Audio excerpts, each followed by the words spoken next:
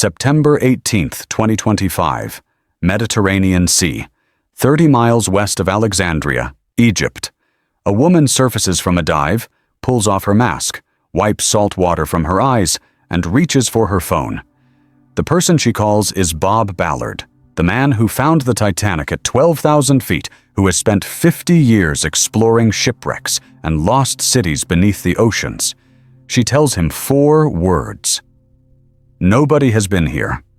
And Bob Ballard, who has seen more underwater ruins than almost any human alive, who has mapped ancient harbors from Greece to Turkey to Israel, smiles. Because what she found, what she photographed 40 feet below the surface, looks like something that shouldn't exist. Polished stone floors arranged in rows, columns more than 20 feet tall, anchors, amphorae, ceramic jars dated to 30 BC, a port, a deliberate, constructed royal harbor, submerged beneath the Mediterranean for 1,600 years, hidden from every search, every expedition, every archaeological survey conducted over the last 2 centuries. And it sits at the exact coordinates where a tunnel emerges, a tunnel carved through solid limestone, extending over 4,000 feet from an ancient temple inland, leading directly to this spot, to this underwater structure that nobody knew existed until 3 months ago. Her name is Kathleen Martinez, and for 20 years, since 2005, she has been searching for the tomb of Cleopatra. Not in Alexandria, where everyone else looked. Not in the royal quarter, where ancient historians said she was buried. But here, at a place called Taposiris Magna, a temple 30 miles from the capital, overlooked for 2,000 years because conventional archaeology assumed Cleopatra would be buried near her palace. Martinez didn't make that assumption. She's not an archaeologist, she's a criminal defense lawyer from the Dominican Republic, and she approached Cleopatra's missing tomb the way she would approach a murder case. By asking not where the victim should be, but where the killer would hide the body. Because Cleopatra didn't die peacefully. She died defeated, conquered by Rome, surrounded by enemies who hated her enough to execute her son and parade her children through the streets of Rome as captives. And those enemies, led by Octavian Augustus, had every reason to find her tomb and destroy it, to erase her legacy, to make sure no Egyptian could turn her burial place into a shrine. So the body had to disappear. Had to be moved in secret. Had to be hidden where Romans wouldn't think to search. For 2,055 years, that strategy worked. Cleopatra's tomb became the greatest unsolved mystery in ancient history. More elusive than Alexander's, more protected than Nefertiti's, more thoroughly concealed than any pharaoh's burial. Because unlike those rulers, Cleopatra was buried during enemy occupation by loyalists who knew they were being watched, who understood that revealing the location meant death and desecration. They built protection through deception, through making the obvious places, the expected places, seem like the only places to search, while the real tomb, the actual location, remained 30 miles away, connected to the capital by an underground tunnel that nobody suspected existed. Until Kathleen Martinez looked at ancient texts with a lawyer's eye for inconsistency, noticed details that archaeologists had dismissed as irrelevant, and asked the question that changed everything. What if Cleopatra isn't in Alexandria at all? That question, that single reframing of the search, led her to Taposiris Magna in 2005, led her to spend 2 decades excavating a temple that other archaeologists considered peripheral, unimportant, too far from Alexandria to matter, led her to discover in 2022 a tunnel extending over a kilometer underground, partially flooded with seawater, containing artifacts that nobody could explain. Why would a temple have a tunnel leading to the ocean? Why would that tunnel contain 337 coins bearing Cleopatra's image? Why would pottery, oil lamps, bronze statues, all dated to 30 BC, the year Cleopatra died, be placed at intervals along its length? The only explanation that made sense was transport. Secret transport. Moving something valuable from the temple to the coast, to a waiting boat, to a destination offshore where Romans would never find it. And in September 2025, 3 months ago, Martinez and Bob Ballard found that destination. The underwater port, the structure that ancient maps suggested might exist but modern surveys never located because it's submerged, buried under sediment, accessible only to divers with specialized equipment. What they photographed, what they mapped using underwater ROVs, remotely operated vehicles designed for deep-sea archaeology, is a harbor complex dated to the Ptolemaic era, the dynasty Cleopatra ruled, positioned at the exact spot where the tunnel from Taposiris Magna would emerge at the coastline. Not a coincidence, not a random geological formation. A deliberate, engineered connection between inland temple and offshore location, designed to move something secretly, to bypass enemy surveillance, to ensure that whatever was being transported reached its destination without Roman detection.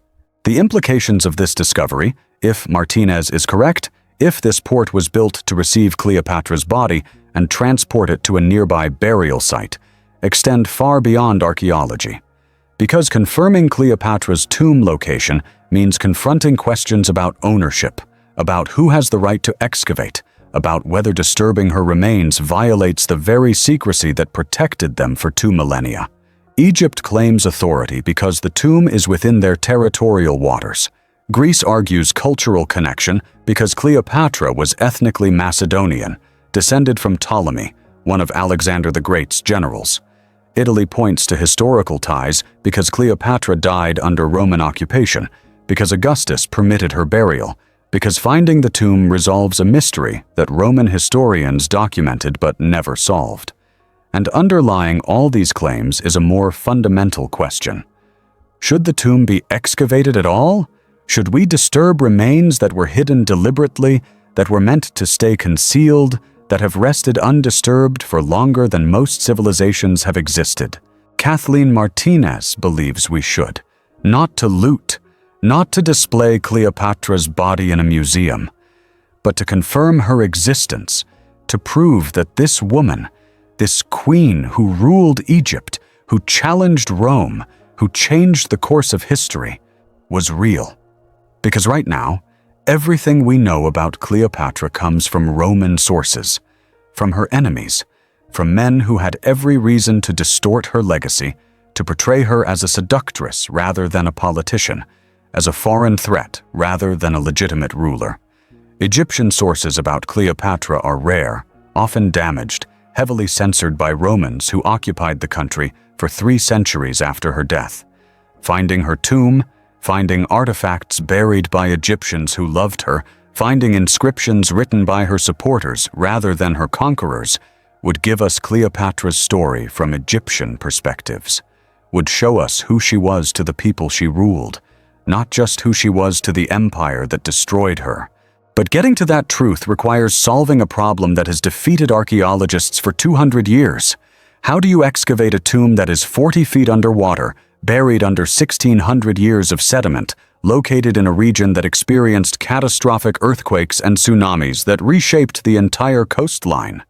The answer, in 2025, involves technology that didn't exist even 10 years ago. Ground-penetrating radar that can see through water and sediment. LiDAR systems that map underwater topography with centimeter precision. AI algorithms trained to recognize burial architecture from sensor data. Remotely operated vehicles that can excavate delicate artifacts without human divers risking their lives. And most importantly, non-invasive methods that can confirm the tomb's existence, can map its chambers, can identify what's inside without physically disturbing the remains, without violating the sanctity that loyalists died to protect. That technology is being deployed right now. As of November 2025, multiple teams are conducting surveys at Taposiris Magna and the surrounding underwater sites. Bob Ballard's group is mapping the submerged port. Martinez's excavation continues in the tunnel. Egyptian authorities are coordinating with international partners to analyze the data, to cross-reference findings, to build a comprehensive picture of what lies beneath the seabed. And the preliminary results, the information that hasn't been officially released but circulates through archaeological networks, suggest that Martinez is right, that there is a structure beneath the port, that it shows characteristics consistent with Ptolemaic burial architecture, that metallic signatures indicate bronze and possibly gold artifacts, that void spaces detected by ground-penetrating radar match the dimensions of burial chambers. Everything points to the same conclusion. Cleopatra's tomb has been found, but finding it and proving it are different challenges, because the only way to prove definitively that Cleopatra is in that tomb is to excavate it, to recover artifacts with her name, to find remains that can be DNA tested, to discover inscriptions that explicitly identify the burial, and excavation beneath 40 feet of water through sediment that has accumulated for 1,600 years in a location that is legally protected as a potential UNESCO World Heritage Site, requires permissions that can take decades to obtain, requires political will that doesn't exist yet, requires funding that exceeds Egypt's entire annual archaeology budget, and most importantly, requires answering the ethical question that has no easy solution. Does the value of historical knowledge justify disturbing a burial that was meant to remain hidden? Does our curiosity, our desire to solve the mystery, outweigh the respect we owe to the dead and to the people who protected their resting place at the cost of their own lives?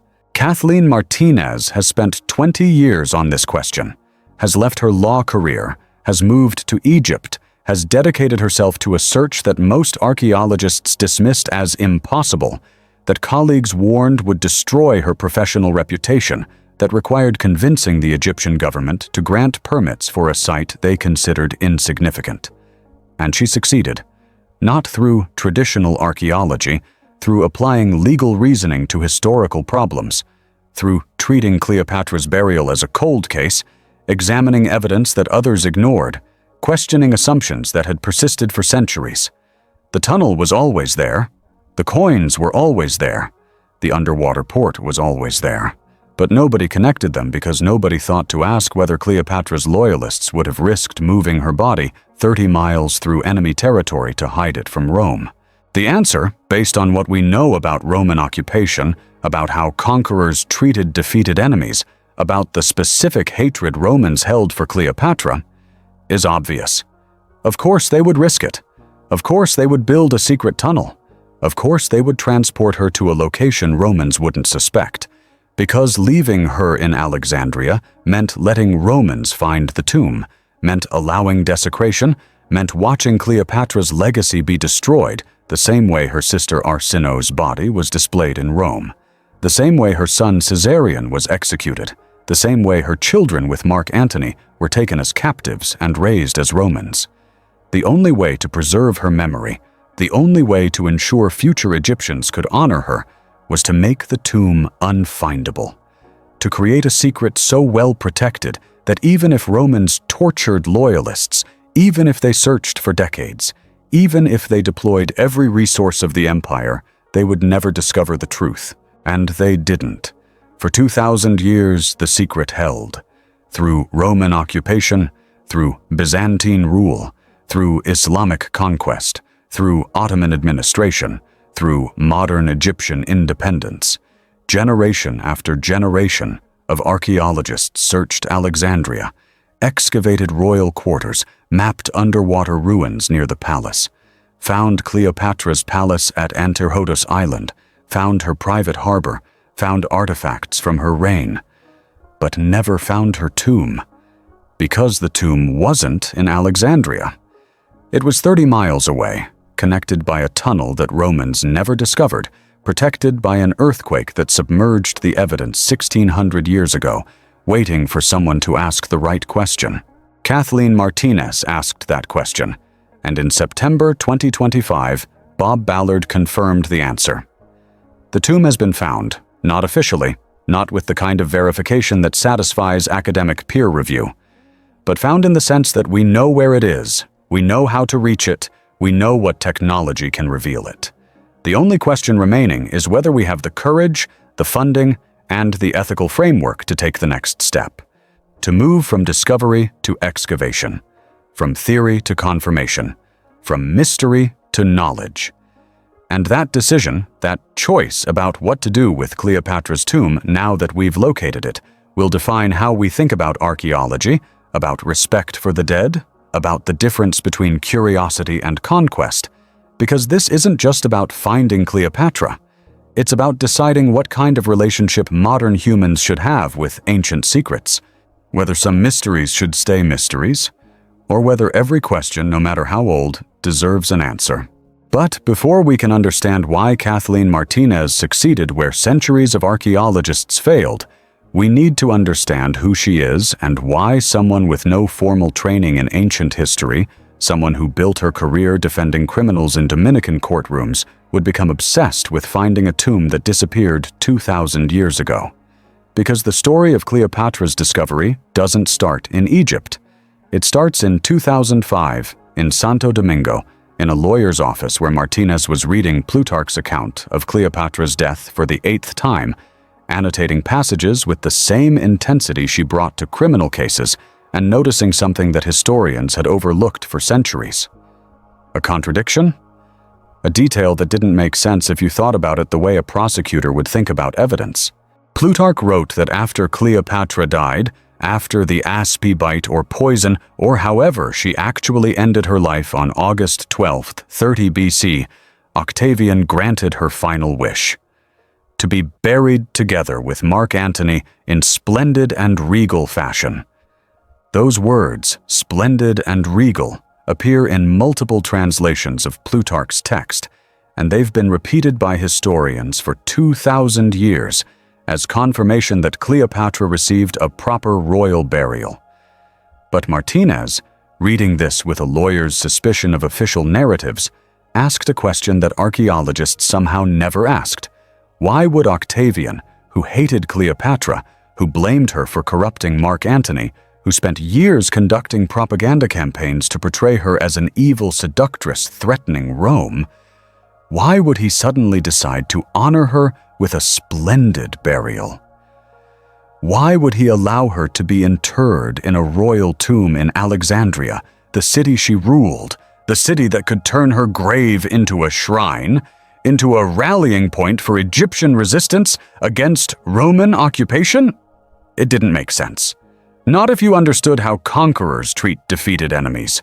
Not if you knew what Romans did to people they considered threats. And Martinez knew. Because that's what criminal defense lawyers study: how power operates, how authorities control narratives, how official accounts often conceal uncomfortable truths.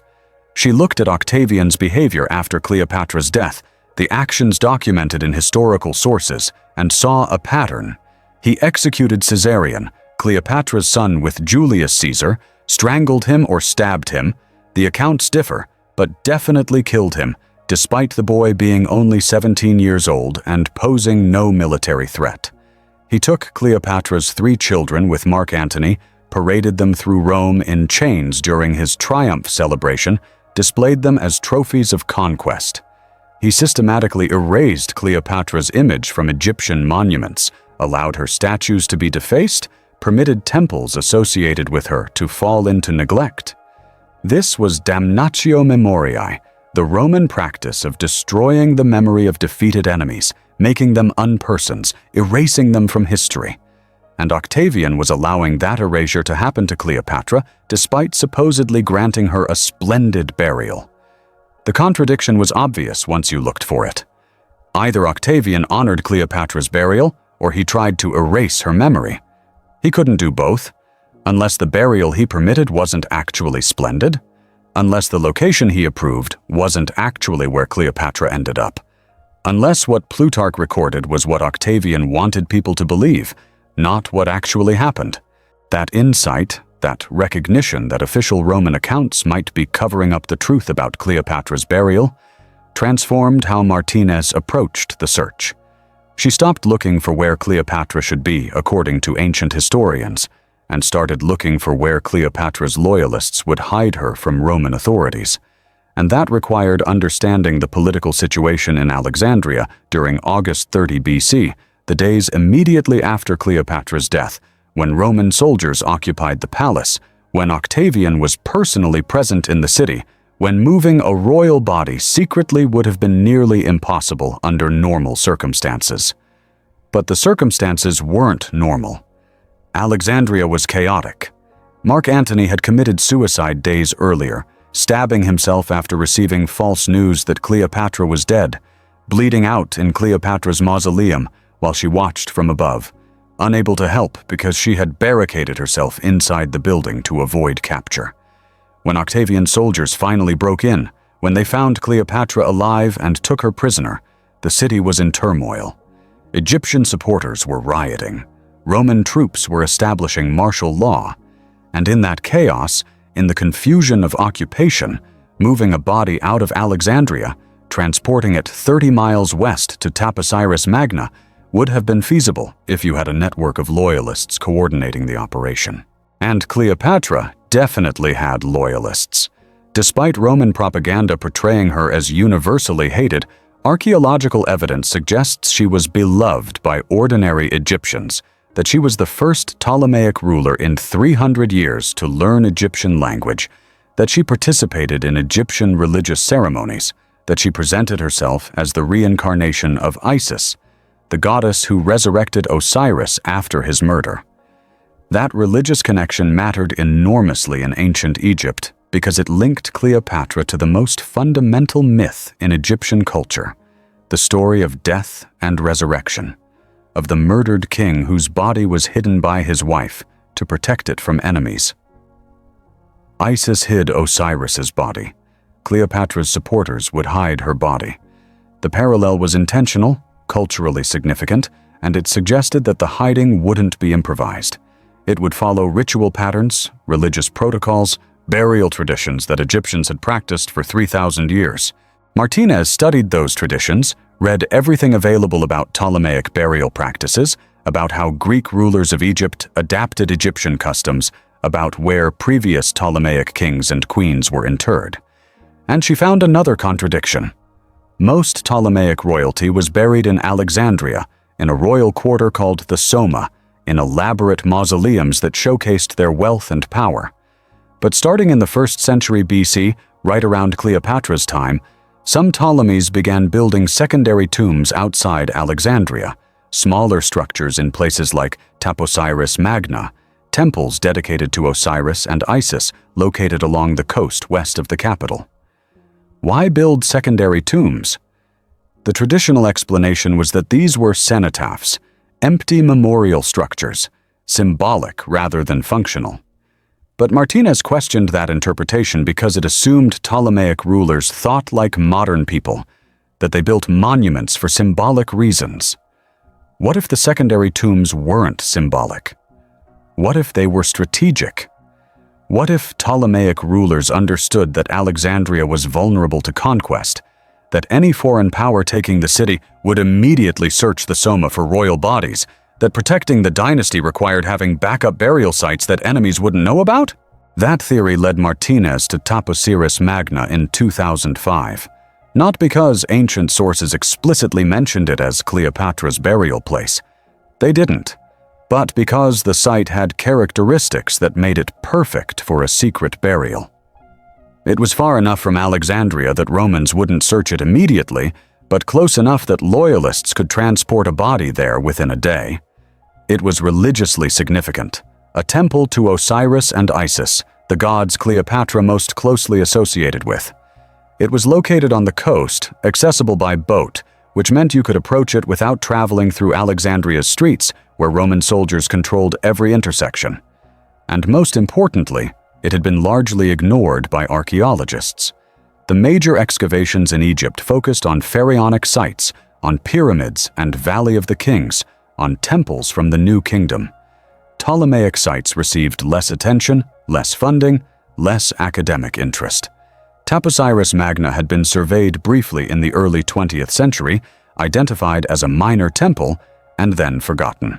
Which meant if something was hidden there, if Cleopatra's loyalists had chosen it specifically because it would be overlooked, That secret could have survived 2,000 years simply because no one thought to look carefully. Martinez pitched her theory to the Egyptian Supreme Council of Antiquities in 2005. She wasn't an academic. She had no PhD, no university affiliation, no archaeological credentials. She was a lawyer from the Caribbean arguing that she could find something that generations of trained Egyptologists had failed to locate. The council rejected her request 4 times, but Martinez persisted, refined her arguments, presented more historical evidence, and eventually secured a permit in 2006 to conduct test excavations at Taposiris Magna. That permit came with severe restrictions. Limited area, limited time, limited funding. Most archaeologists would have given up. Martinez quit her law practice, moved to Egypt, and started digging. The first 5 years produced nothing dramatic. She found pottery fragments, foundation stones, evidence that Taposiris Magna had been more significant than previous surveys suggested. But no tomb, no treasure, no definitive proof that Cleopatra was buried there. Colleagues began questioning whether the theory was viable. Funding dried up. Egyptian authorities considered revoking the permit. But Martinez continued because she wasn't searching randomly. She was following a legal investigator's methodology, gathering evidence systematically, mapping the site comprehensively, looking for patterns that would reveal where a burial might be concealed. And in 2011, she found the first real clue. Foundation deposits beneath the temple's southern wall, ritual objects buried during construction, dated to the 1st century BC, Cleopatra's era. The objects included a cosmetics container, a scarab amulet inscribed with the phrase, "The justice of Ra has arisen," and coins, bronze coins bearing Ptolemaic symbols. Not proof of a tomb, but proof that Taposiris Magna had been important enough during Cleopatra's reign to receive foundation deposits, a practice reserved for significant religious or royal construction. That discovery changed how Egyptian authorities viewed Martinez's work. She wasn't just a lawyer chasing a theory anymore. She was producing archaeological evidence, actual artifacts, material that suggested Taposiris Magna deserved more attention. The permit was extended. Funding increased. International partners expressed interest. And between 2012 and 2020, Martinez's team expanded the excavation, uncovered more of the temple structure, and found what she describes as a breakthrough, a necropolis. 20 catacombs carved into rock beneath the temple complex, containing burial niches, fragmentary human remains, and 9 white marble busts depicting Ptolemaic nobility. These weren't royal burials. The grave goods were modest, the construction simple. But they proved that Taposiris Magna functioned as a burial site during the Ptolemaic period, that people connected to the royal family were interred there, that the location had significance beyond just being a temple. And then, in 2022, everything changed. The team was excavating near the temple's foundation when they discovered an opening in the floor. Not a room, not a storage chamber, a tunnel, carved through solid limestone bedrock, extending deep underground, sloping downward toward the sea. Initial surveys using flashlights and safety ropes revealed that the tunnel continued farther than they could see, that it was partially flooded, that water levels fluctuated with Mediterranean tides, suggesting the tunnel connected to the ocean. Martinez mobilized specialized equipment, brought in engineers experienced with underground archaeology, deployed ground-penetrating radar to map the tunnel's extent before entering physically. And the radar data showed something extraordinary. The tunnel extended 4,265 feet, over a kilometer, from the temple toward the coastline, maintaining a consistent downward slope, ending at a point beneath what is now the Mediterranean Sea. Why would anyone build a kilometer-long tunnel from a temple to the ocean? The labor required would be immense. Thousands of workers, years of construction, massive expense. Egyptian temples occasionally had water tunnels for ritual purification, short passages connecting sanctuaries to wells or springs. But nothing like this. Nothing that extended over a kilometer. Nothing that led to the sea rather than to a freshwater source. Martinez's theory was transportation. Secret transportation. The tunnel allowed movement between the temple and the coast without traveling above ground, without being visible to observers, without risking interception. And if you were moving something that needed to stay hidden, something that Roman soldiers were actively searching for, a tunnel would be the safest method. You could load a sarcophagus onto a cart at the temple, transport it through the underground passage, emerge at a hidden coastal location, transfer it to a waiting boat, and complete the entire journey without anyone in Alexandria knowing it had happened. That theory required proof, required finding evidence inside the tunnel that it was used during Cleopatra's lifetime, that it served a burial function, that it connected to something significant at its coastal terminus. And that's exactly what Martinez found. As the excavation team entered the tunnel, carefully documenting every meter, they discovered artifacts placed at intervals along its length. Pottery dated to the 1st century BC, oil lamps, bronze statues, and coins. 337 bronze coins, specifically, bearing the image of Cleopatra VII, not scattered randomly, placed deliberately at regular spacing, as if marking a path, as if someone traveling through the tunnel needed to know they were on the correct route. The coins were minted in Alexandria between 35 BC and 30 BC during the final 5 years of Cleopatra's reign, and they bore her official portrait, the one used on currency throughout her kingdom, showing her in profile with the royal diadem, the headband that signified Ptolemaic authority. Finding 337 of these coins in a tunnel that supposedly had no connection to Cleopatra was statistically impossible unless the tunnel was specifically related to her, unless someone with access to royal treasury placed them there intentionally. But the most intriguing artifact wasn't the coins. It was a small marble statuette, roughly 8 inches tall, discovered near the tunnel's midpoint, depicting a woman in royal dress with Ptolemaic hairstyle and headdress. Martinez believes it's Cleopatra. Other archaeologists dispute this, arguing the facial features don't match confirmed depictions, that the statuette could represent any Ptolemaic queen, that making definitive attributions based on sculptural style is unreliable. But whether it's Cleopatra or another Ptolemaic royal, the statuette's presence in the tunnel, combined with the coins, the pottery, the construction date, all of it points to the same conclusion. This tunnel was active during Cleopatra's lifetime. It served a significant purpose, and it connects the temple to whatever lies beneath the Mediterranean at its terminus. Which brings us back to September 2025, to Bob Ballard's underwater expedition, to the discovery that nobody has been here, to the port that confirmed Kathleen Martinez was right all along. The port that Martinez and Ballard discovered isn't just underwater, it's engineered underwater. And that distinction matters because the Mediterranean coast of Egypt is littered with submerged ruins, collapsed buildings from cities destroyed by earthquakes over 2 millennia. But most of those ruins show signs of having originally been built on land and then sinking when the ground gave way. What Ballard's underwater ROVs photographed in September 2025 shows different characteristics. The stone floors aren't tilted or broken in the chaotic patterns you see in earthquake damage. They're level, arranged in deliberate rows, extending across an area roughly 200 meters wide, suggesting either these structures were built directly on the seabed, which is technically possible but extremely unusual for ancient construction, or they were built on an island or coastal platform that submerged intact, preserving their original layout.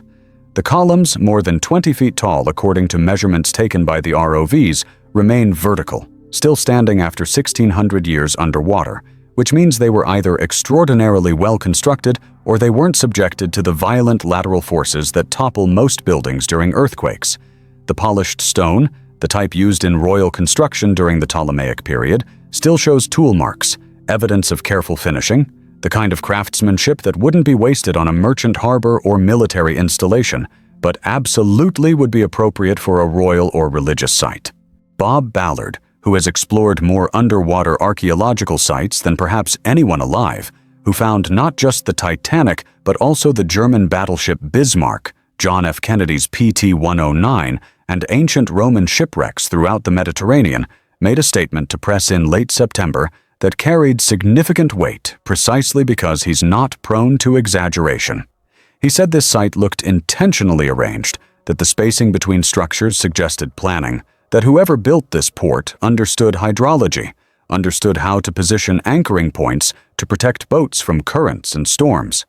He specifically noted the foundation plate, a large carved stone discovered at the temple end of Martinez's tunnel that appears to connect the underground passage to surface structures, suggesting the tunnel didn't just end at the coast, but emerged at a specific, constructed location designed to receive whatever was being transported.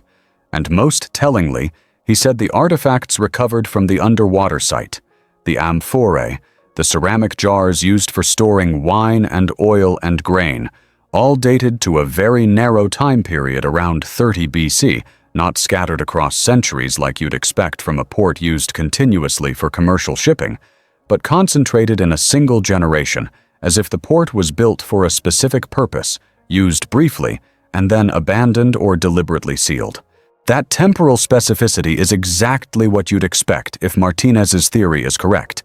If Cleopatra died in 30 BC and her body was transported through the tunnel to this port for further movement offshore, the port would only need to function during that specific year, maybe the months immediately afterward, while loyalists completed the burial and ensured the location remained secret.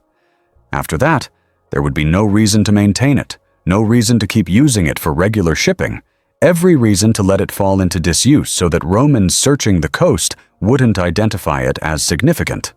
And if an earthquake struck the region 335 years later, in AD 365, an earthquake powerful enough to submerge coastal areas and destroy Alexandria's harbor district, that port would sink beneath the Mediterranean and remain hidden until someone with Ballard's expertise and Martinez's theory knew where to look.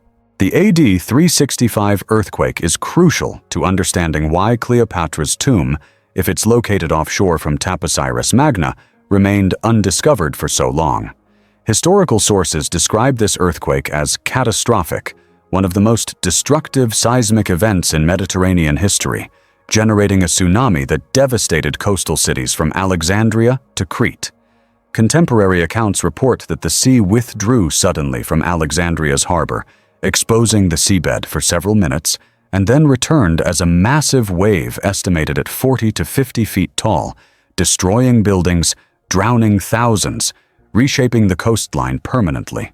Modern geological surveys confirm these accounts, showing sediment layers dated to the mid-4th century that indicate sudden, violent depositional events consistent with tsunami impact. And crucially, these surveys show that the coastline west of Alexandria, exactly where Taposiris Magna is located, experienced significant subsidence, dropping vertically by several meters, causing islands and coastal platforms that existed in ancient times to become fully submerged in medieval and modern periods. If Cleopatra was buried on an island offshore from Taposiris Magna, if her tomb was built on one of these coastal platforms, the AD 365 earthquake would have submerged it completely, buried it under sediment carried by the tsunami, and effectively removed it from access until underwater archaeology developed the technology to map submerged sites. And that technology only emerged in the late 20th century, with Jacques Cousteau's development of practical scuba equipment in the 1940s and refined in the 21st century with ROVs and deep-water sonar systems. Before that, before humans could systematically explore 40 feet underwater, before cameras could document what divers found, any tomb located beneath the Mediterranean was effectively invisible, unreachable, as hidden as if it had been buried on the moon. Which means the loyalists who hid Cleopatra's body in 30 BC benefited from luck they couldn't have anticipated, protection from an earthquake that wouldn't occur for another 300 years, but would ensure their secret remained secure for 2 millennia. But there's another possibility, one that Martinez considers more likely based on the tunnel's design and the underwater port's characteristics. What if the tomb isn't offshore on a sunken island? What if it's beneath the port itself? What if the tunnel leads not to a transfer point for boat transport, but to an underground burial chamber constructed directly beneath the coastal platform, accessible only through the tunnel, designed to be submerged permanently even before the AD 365 earthquake. This would be consistent with Egyptian burial traditions that emphasized the west, the direction of the setting sun, the realm of the dead. Ptolemaic pharaohs were Greek by ancestry, but Egyptian by culture, and Cleopatra especially, who spoke Egyptian and participated in Egyptian religious ceremonies, would have understood the symbolic importance of Western burial. A tomb beneath the sea, accessed through an underground tunnel from a temple of Osiris and Isis, located in the western horizon where sun meets water, would fulfill every requirement of Egyptian funerary theology while being completely inaccessible to Roman searchers who were looking for above-ground mausoleums in Alexandria. The evidence supporting this underground tomb theory comes from ground-penetrating radar surveys conducted in 2023 and 2024, before Ballard's expedition confirmed the underwater port's existence. These surveys mapped anomalies beneath the seabed at the tunnel's terminus, void spaces that don't match natural geological formations, rectangular structures with dimensions consistent with burial chambers. The radar can't identify what's inside these voids, can't distinguish between empty space and chambers filled with artifacts or water, but it can confirm that human-made structures exist below the sediment layer, that these structures are aligned with the tunnel's orientation, and that their size matches Ptolemaic royal tomb architecture found at other excavated sites. Specifically, the voids measure approximately 15 meters by 10 meters, similar to the burial chamber dimensions in the tomb of Ptolemy II Philadelphus, one of Cleopatra's ancestors, whose mausoleum in Alexandria was documented by ancient historians before its destruction. If these underground chambers are real, if ground-penetrating radar is accurately detecting their presence, excavating them presents challenges that go beyond normal archaeology. You're not digging through soil on land, you're working 40 feet underwater, through layers of tsunami-deposited sediment, trying to access sealed chambers that may or may not be flooded, that may or may not have maintained structural integrity for 2,000 years. Standard archaeological excavation uses careful hand tools, brushes, and trowels to preserve context and avoid damaging artifacts. Underwater excavation uses suction devices, airlift systems that vacuum sediment, while archaeologists guide the intake to avoid disturbing objects. But excavating sealed chambers beneath a seabed requires different technology entirely, requires drilling or cutting access points through solid limestone, requires managing water pressure and sediment intrusion, requires expertise from engineering fields that rarely overlap with archaeology. It's closer to deep-sea salvage than traditional excavation, and it carries risks that make institutional review boards nervous and governments reluctant to approve permits. Those risks include structural collapse. If the chambers have remained sealed and dry for 2,000 years, which is unlikely but possible, depending on how well ancient engineers waterproofed the construction, then breaching the seal would allow seawater to flood in, potentially destabilizing the chamber walls, causing roof collapse that could destroy artifacts and endanger excavation teams.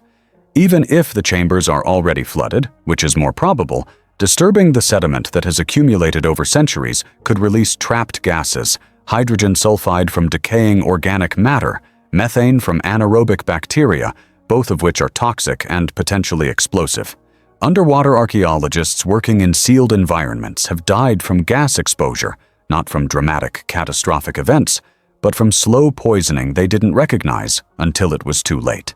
Modern safety protocols mitigate these risks through gas detection equipment and breathing apparatus, but they can't eliminate them entirely, and the Egyptian government, which would be legally responsible for any deaths during excavation, has to weigh the value of confirming Cleopatra's burial location against the possibility of losing workers to chemical exposure or structural failure. There's also the preservation concern. Artifacts that have been sealed underwater for 2,000 years exist in equilibrium with their environment, with specific water chemistry, specific bacterial populations, specific pressure and temperature conditions. Removing them suddenly, exposing them to air and different microorganisms can trigger rapid deterioration that destroys more information than it reveals. The Mary Rose, Henry VIII's flagship that sank in 1545 and was raised in 1982, required decades of conservation treatment to prevent the waterlogged wood from disintegrating. And despite millions of pounds spent on preservation, some artifacts were lost because conservation technology wasn't adequate to handle the rapid chemical changes that occurred after excavation. Cleopatra's tomb, if it contains organic materials like papyrus scrolls, wooden furniture, textile wrappings, would require similar conservation efforts, but scaled up enormously because Ptolemaic royal burials included far more elaborate grave goods than Tudor warships. The cost of properly conserving artifacts from Cleopatra's tomb could exceed $100 million over 20 years, requiring specialized facilities, international collaboration, expertise from conservators who have worked on comparably challenging projects like the Terracotta Army or Ötzi the Iceman. And then there's the political dimension, the question of who owns Cleopatra if she's found. Egypt claims sovereignty because the tomb is within their territorial waters, because Cleopatra ruled Egypt, because she died in Egypt and was buried by Egyptians. But Greece argues that Cleopatra was ethnically Macedonian, descended from Ptolemy, who was one of Alexander the Great's generals, that Ptolemaic dynasty was Greek in language and culture, even if it ruled Egypt, and therefore artifacts from her tomb represent Greek heritage as much as Egyptian. Italy points to historical connection through Rome, through the fact that Cleopatra had children with Julius Caesar and Mark Antony, that her death occurred during Roman occupation, that any documentation found in the tomb might include Latin inscriptions or Roman imperial seals that implicate Italian cultural patrimony. These aren't academic debates. They're legal positions with real consequences for how artifacts would be displayed, who would have access to research materials, which museums would host exhibitions, which governments would fund conservation. UNESCO has frameworks for managing disputed cultural heritage, but those frameworks assume cooperation between governments that sometimes have competing political interests and conflicting historical narratives about what Cleopatra represents. For Egypt, Cleopatra symbolizes resistance against imperialism, the last native-born ruler before centuries of foreign occupation, a queen who defended Egyptian sovereignty against Rome. For Greece, she represents Hellenistic civilization's final flowering, proof that Greek culture spread beyond the Aegean and adapted creatively to Egyptian contexts. For Italy, she's a cautionary tale about foreign seduction, about how women from the East allegedly corrupted virtuous Roman men, a narrative that Renaissance and modern Italian historians have both challenged and perpetuated depending on political circumstances. Finding her tomb means confronting these competing narratives, deciding which countries have legitimate claims to her legacy, mediating between museums that will inevitably compete to host her remains and artifacts.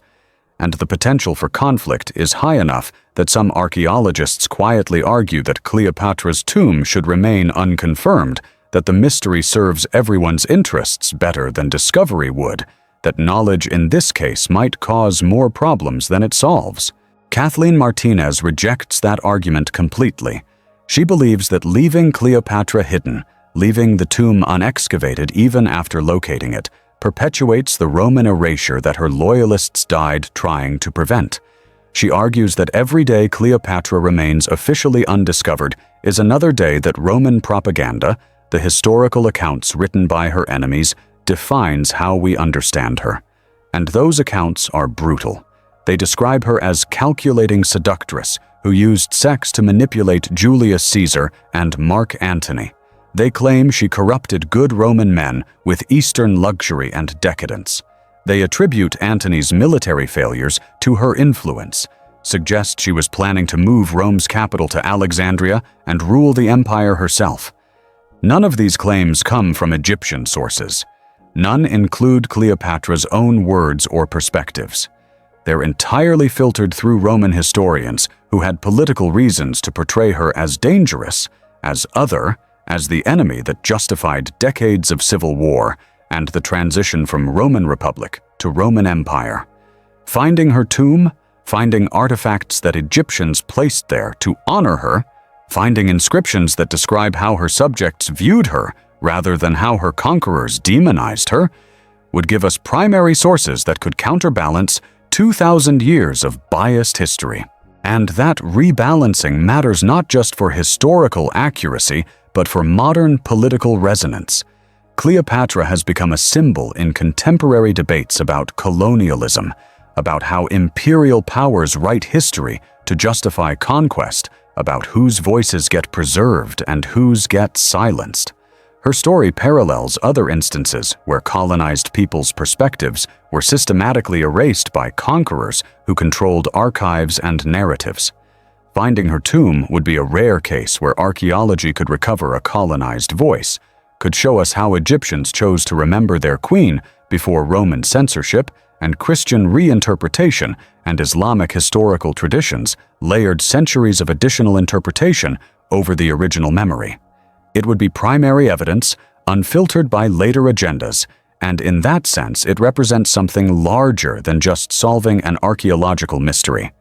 It represents the possibility that some silenced voices can be recovered, that conquest doesn't permanently erase the conquered, that patient research and new technology can occasionally reveal what empires tried to hide.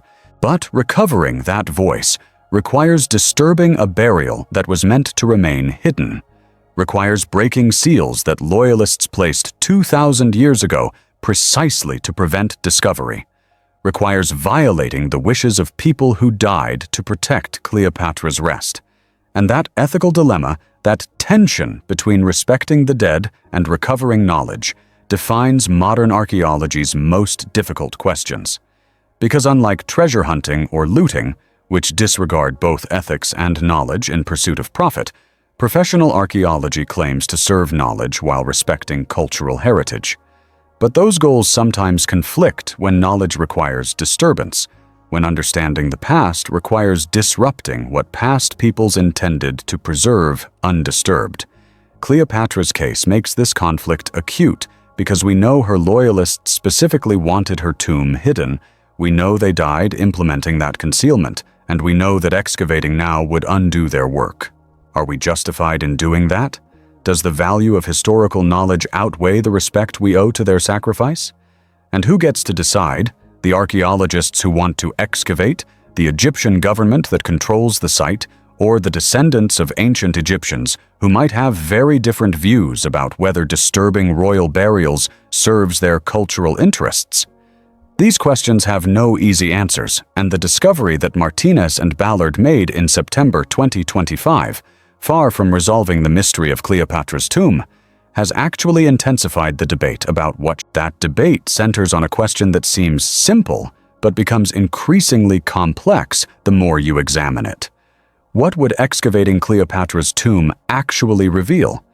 Not just physically, not just the artifacts and remains that archaeologists would recover, but historically, culturally, politically.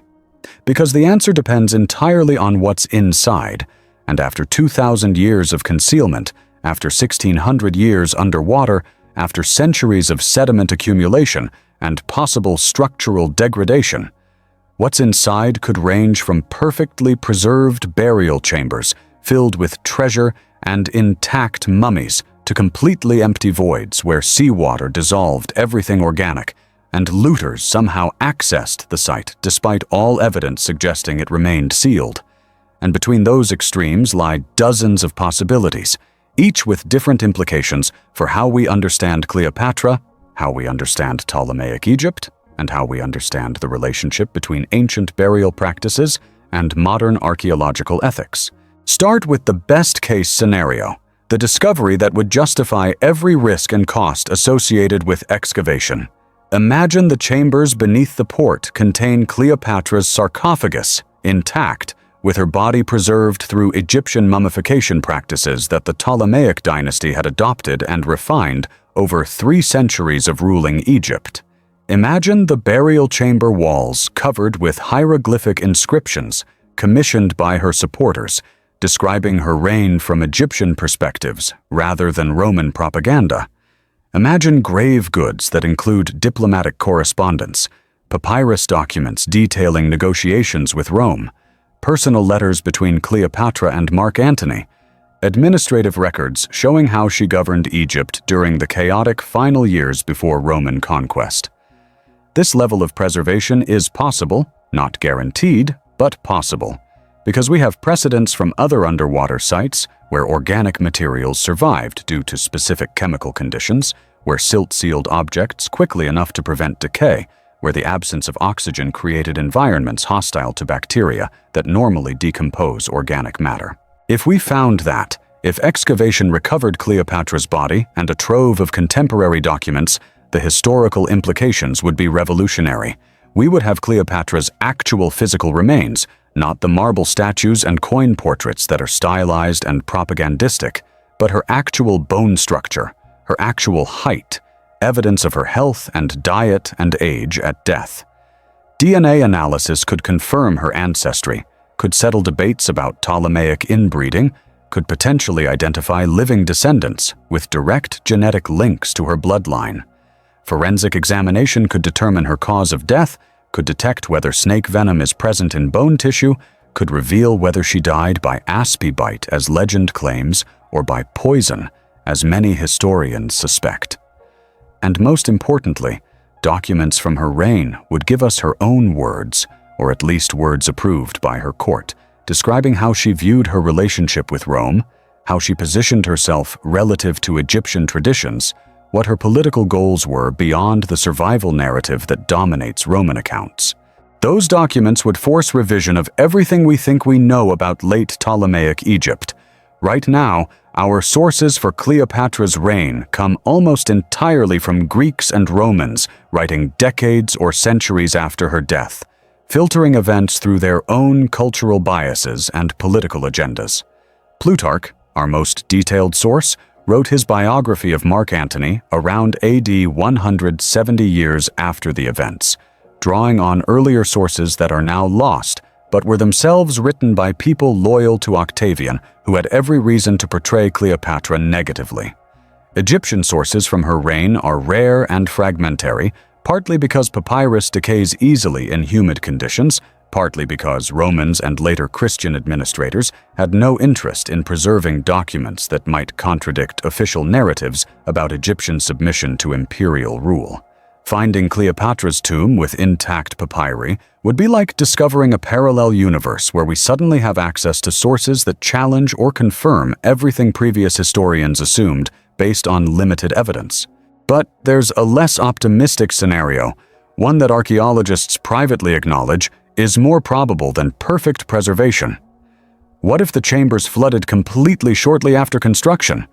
What if seawater, which is corrosive and filled with microorganisms that attack organic materials, infiltrated the burial chambers through cracks in the limestone or through inadequate sealing around the tunnel entrance? In that case, papyrus would dissolve within decades, wood would rot within centuries, textiles would disintegrate, even metal objects would corrode, unless they were gold or other non-reactive materials. We might find Cleopatra's sarcophagus reduced to a few stone fragments. We might find her bones scattered and degraded beyond useful DNA analysis. We might find jewelry and gold objects that survived because of their chemical stability. But no documents, no organic artifacts, nothing that would tell us about how Egyptians chose to honor her or what messages they intended to preserve for posterity. That scenario is depressingly common in underwater archaeology. The Antikythera mechanism, an ancient Greek analog computer recovered from a shipwreck off Crete, survived only because it was made of bronze that corroded slowly in seawater. The organic materials that would have explained its function and context all dissolved. The Dead Sea Scrolls survived only because they were stored in dry caves where decomposition couldn't occur. When similar scrolls from the same period were stored in humid environments, they rotted into illegibility. Preservation is the exception, not the rule, and it depends on environmental factors that ancient builders couldn't always control. If Taposiris Magna's engineers underestimated how thoroughly seawater would infiltrate their underground chambers, or if the AD 365 earthquake fractured the chamber walls and allowed flooding that hadn't occurred previously, everything organic in Cleopatra's tomb could be gone, leaving only hints of what was once there, shadows of a burial that we know occurred but can no longer fully reconstruct. And then there's the possibility that Martinez's theory, despite all the supporting evidence, despite the tunnel and the coins and the underwater port, is wrong. Not wrong about Taposiris Magna being significant, not wrong about the tunnel serving an important function, but wrong about Cleopatra being buried there. Because the evidence that convinced Martinez, the same evidence that convinced Egyptian authorities to support continued excavation, is circumstantial. The 337 coins prove Cleopatra's image was present in the tunnel. They don't prove her body was transported through it. The tunnel's construction date matches Cleopatra's lifetime. That doesn't mean it was built for her burial specifically. It could have been built for other royal purposes, for transporting treasure out of Alexandria during political instability, for creating an escape route if the city fell to invaders, for enabling secret diplomatic meetings at a location Romans couldn't monitor. And the underwater port, while clearly Ptolemaic and clearly significant, shows no inscription explicitly linking it to Cleopatra's burial, no artifact that definitively proves this was her final destination rather than a staging point for something else entirely. Consider the alternative interpretation. What if Cleopatra really was buried in Alexandria, as Plutarch and other ancient historians claimed? What if the splendid and regal burial that Octavian permitted actually occurred in the city, in a location that was known to early Roman administrators, but became lost after Alexandria's harbor district collapsed during the AD 365 earthquake? What if the tomb at Antirrhodos Island, the submerged royal complex that French archaeologist Frank Gaudiot discovered in the 1990s, contains Cleopatra's burial chamber in a section that hasn't been fully excavated because it lies beneath structures that would be damaged by further underwater digging?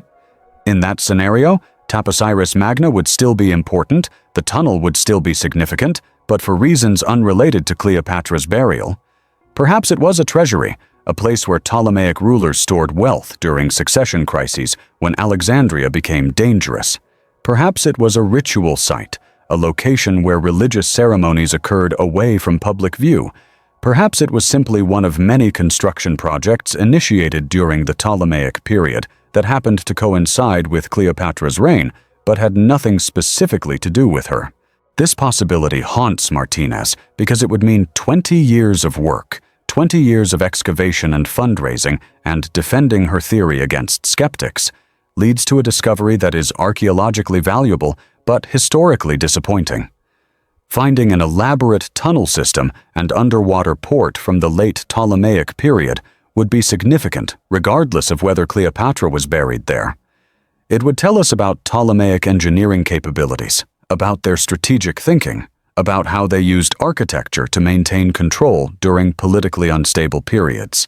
But it wouldn't answer the central question, wouldn't reveal where Cleopatra actually rests, wouldn't give us access to primary sources about her reign from Egyptian perspectives. We would be left with the same mystery, the same gaps in historical knowledge, but with one more location definitively ruled out from the search. And ruling out locations, while useful in a narrow sense, doesn't provide the kind of revelatory breakthrough that justifies decades of effort and millions in research funding. Yet even that disappointing scenario would teach us something crucial about how history works, about how concealment strategies succeed and fail, about why some mysteries persist despite our best efforts to solve them. Because if Cleopatra isn't at Taposiris Magna, despite all the evidence suggesting she should be, that tells us the loyalists who hid her body were even more sophisticated than Martinez theorized. It suggests they created decoys, false trails, deliberately placed coins and artifacts at Taposiris Magna to draw searchers away from the actual burial location. It means the tunnel wasn't the secret passage to Cleopatra's tomb, but the fake passage, the convincing alternative, the location that would absorb investigative resources and attention while the real tomb remained hidden somewhere else, in a place we haven't even considered yet because we've been following the clues that loyalists wanted us to follow. That level of deception would be unprecedented in ancient burial practices, would require planning and resources that seem excessive even for protecting a queen's remains, but it wouldn't be impossible. We know from other historical examples that powerful rulers sometimes created elaborate deceptions around their burials. The tomb of Qin Shi Huang, China's first emperor, is surrounded by the terracotta army and marked clearly on ancient maps. But the central burial chamber has never been excavated because it allegedly contains rivers of mercury and crossbow traps designed to kill intruders. Is that description accurate? Or is it disinformation designed to keep people away from the real tomb while protecting a decoy location that receives all the attention? We won't know until excavation occurs. And Chinese authorities have refused permits for precisely that reason, because confirmation could reveal that the tomb is empty and the real burial lies elsewhere. Cleopatra's loyalists could have employed similar strategy, could have understood that the best way to hide something forever isn't to leave no clues, but to leave convincing clues that point to the wrong location, that satisfy curiosity just enough to stop people from looking further. Testing that possibility requires excavating the underwater chambers at Taposiris Magna, opening them carefully, documenting what's inside, comparing findings to what we'd expect from a royal Ptolemaic burial. If the chambers are empty, or if they contain materials that clearly weren't associated with Cleopatra, that rules out Martinez's theory and sends the search elsewhere. If the chambers contain Cleopatra's burial, that confirms the theory and gives us access to artifacts and information that could redefine how we understand late antiquity. And if the chambers contain something unexpected, something that doesn't fit either scenario, that opens new interpretive possibilities that we can't anticipate without seeing the actual evidence. But all three outcomes require excavation, require moving beyond remote sensing and ground-penetrating radar to actual physical investigation, require solving the technical challenges of underwater archaeology and the political challenges of securing permissions from multiple stakeholders who have competing interests in what gets discovered and how it gets interpreted. And those stakeholders are making decisions right now, in late 2025, about whether to approve excavation, about whether the potential rewards justify the risks, about whether disturbing a burial that has rested undisturbed for 2,000 years serves heritage preservation or violates it. The Egyptian Supreme Council of Antiquities is reviewing Martinez's permit application. UNESCO is monitoring the situation because any confirmation of Cleopatra's tomb would automatically trigger World Heritage Site designation with all the protective regulations that entails. International archaeological societies are debating whether non-invasive documentation should precede any physical excavation, whether we should exhaust every remote sensing technology before breaking seals and entering chambers. And meanwhile, Bob Ballard's team continues mapping the underwater site, continues collecting data that makes the case for significance stronger with each survey, continues building evidence that this location, whatever it contains, represents one of the most important archaeological discoveries of the 21st century. Whether that discovery answers the question of Cleopatra's burial or raises new questions that complicate the search even further, we're about to find out. Because the technology exists, the location is confirmed, and the decision about what to do next can't be postponed indefinitely. Cleopatra's tomb, hidden for 2,000 years, is about to stop being a mystery of the past and become a controversy of the present.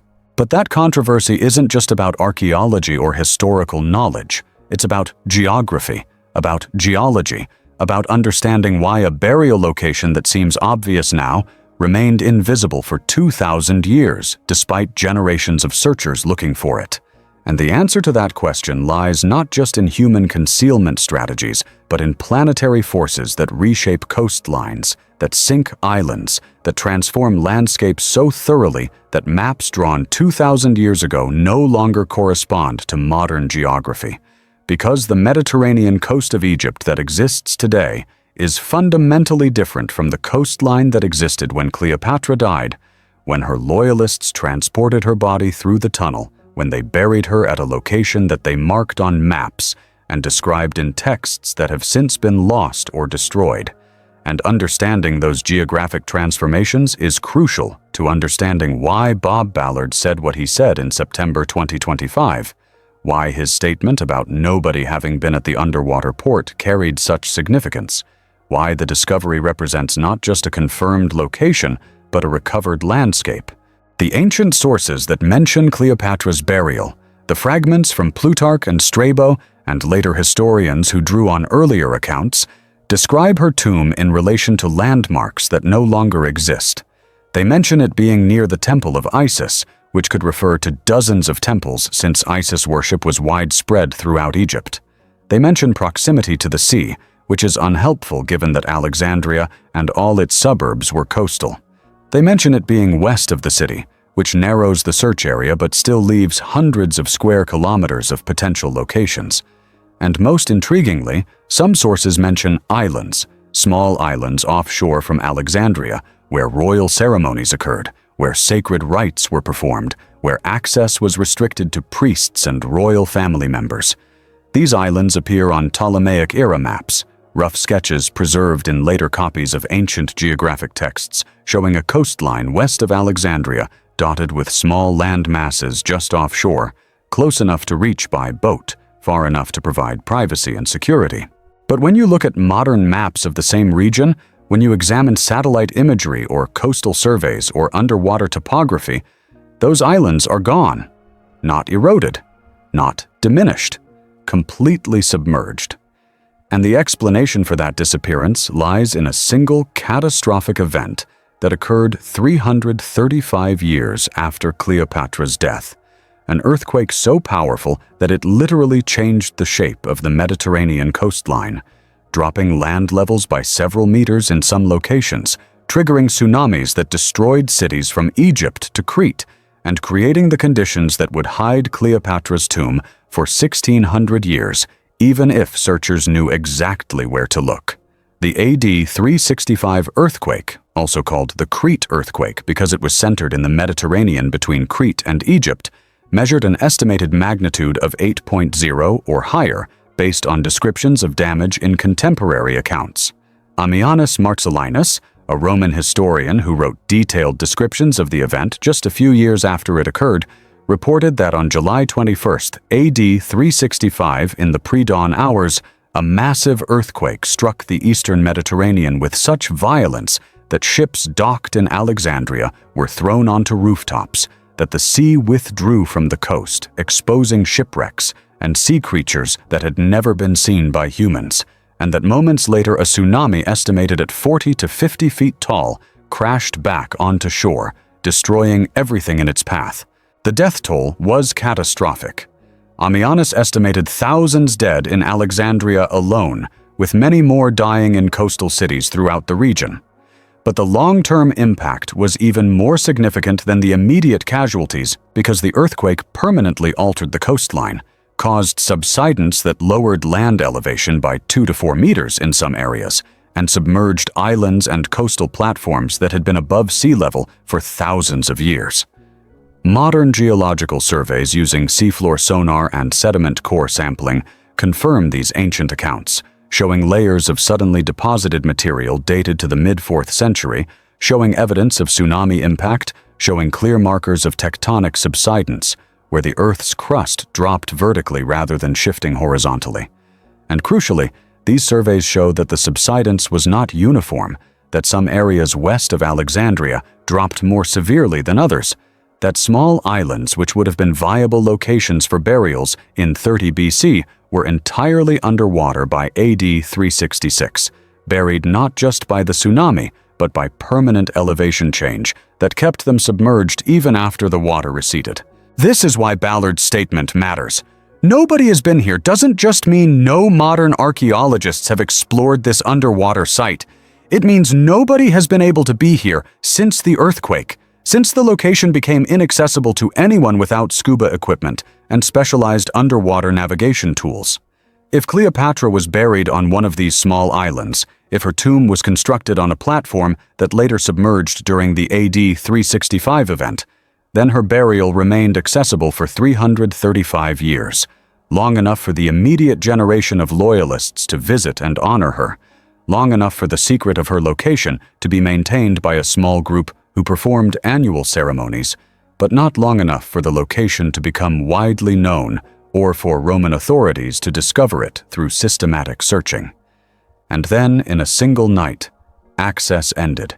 The island sank, the water rose, and Cleopatra's tomb became as unreachable as if it had been buried at the bottom of a deep ocean trench, preserved not by distance but by depth, by the simple fact that ancient peoples couldn't dive 40 feet underwater and work in darkness and pressure and cold to excavate buried structures.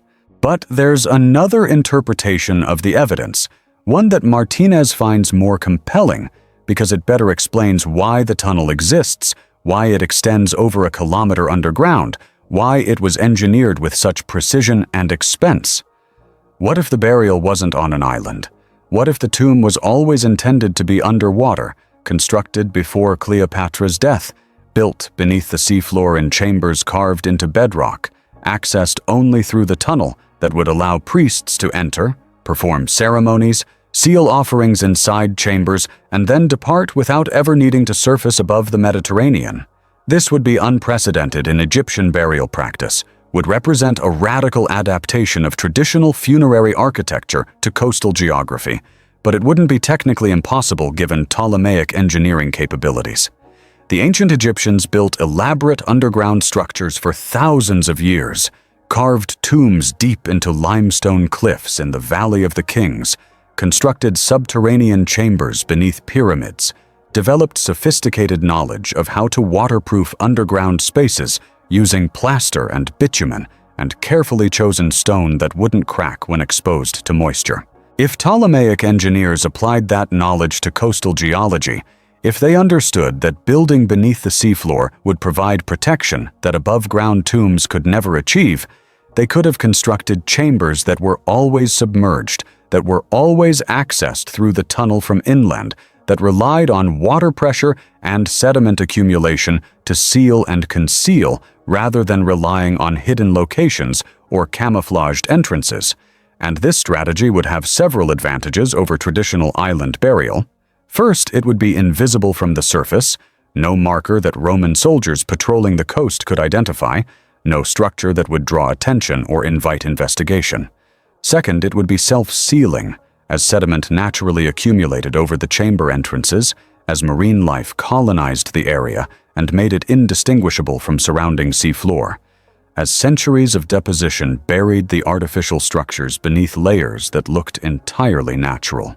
Third, it would be permanent in ways that island burial wouldn't be, because islands can erode, can be affected by storms and sea level changes, can be accidentally discovered by fishermen or sailors, whereas deeply buried underwater chambers remain stable and protected from most environmental forces. The evidence supporting this underwater chamber theory comes from multiple sources converging on the same conclusion.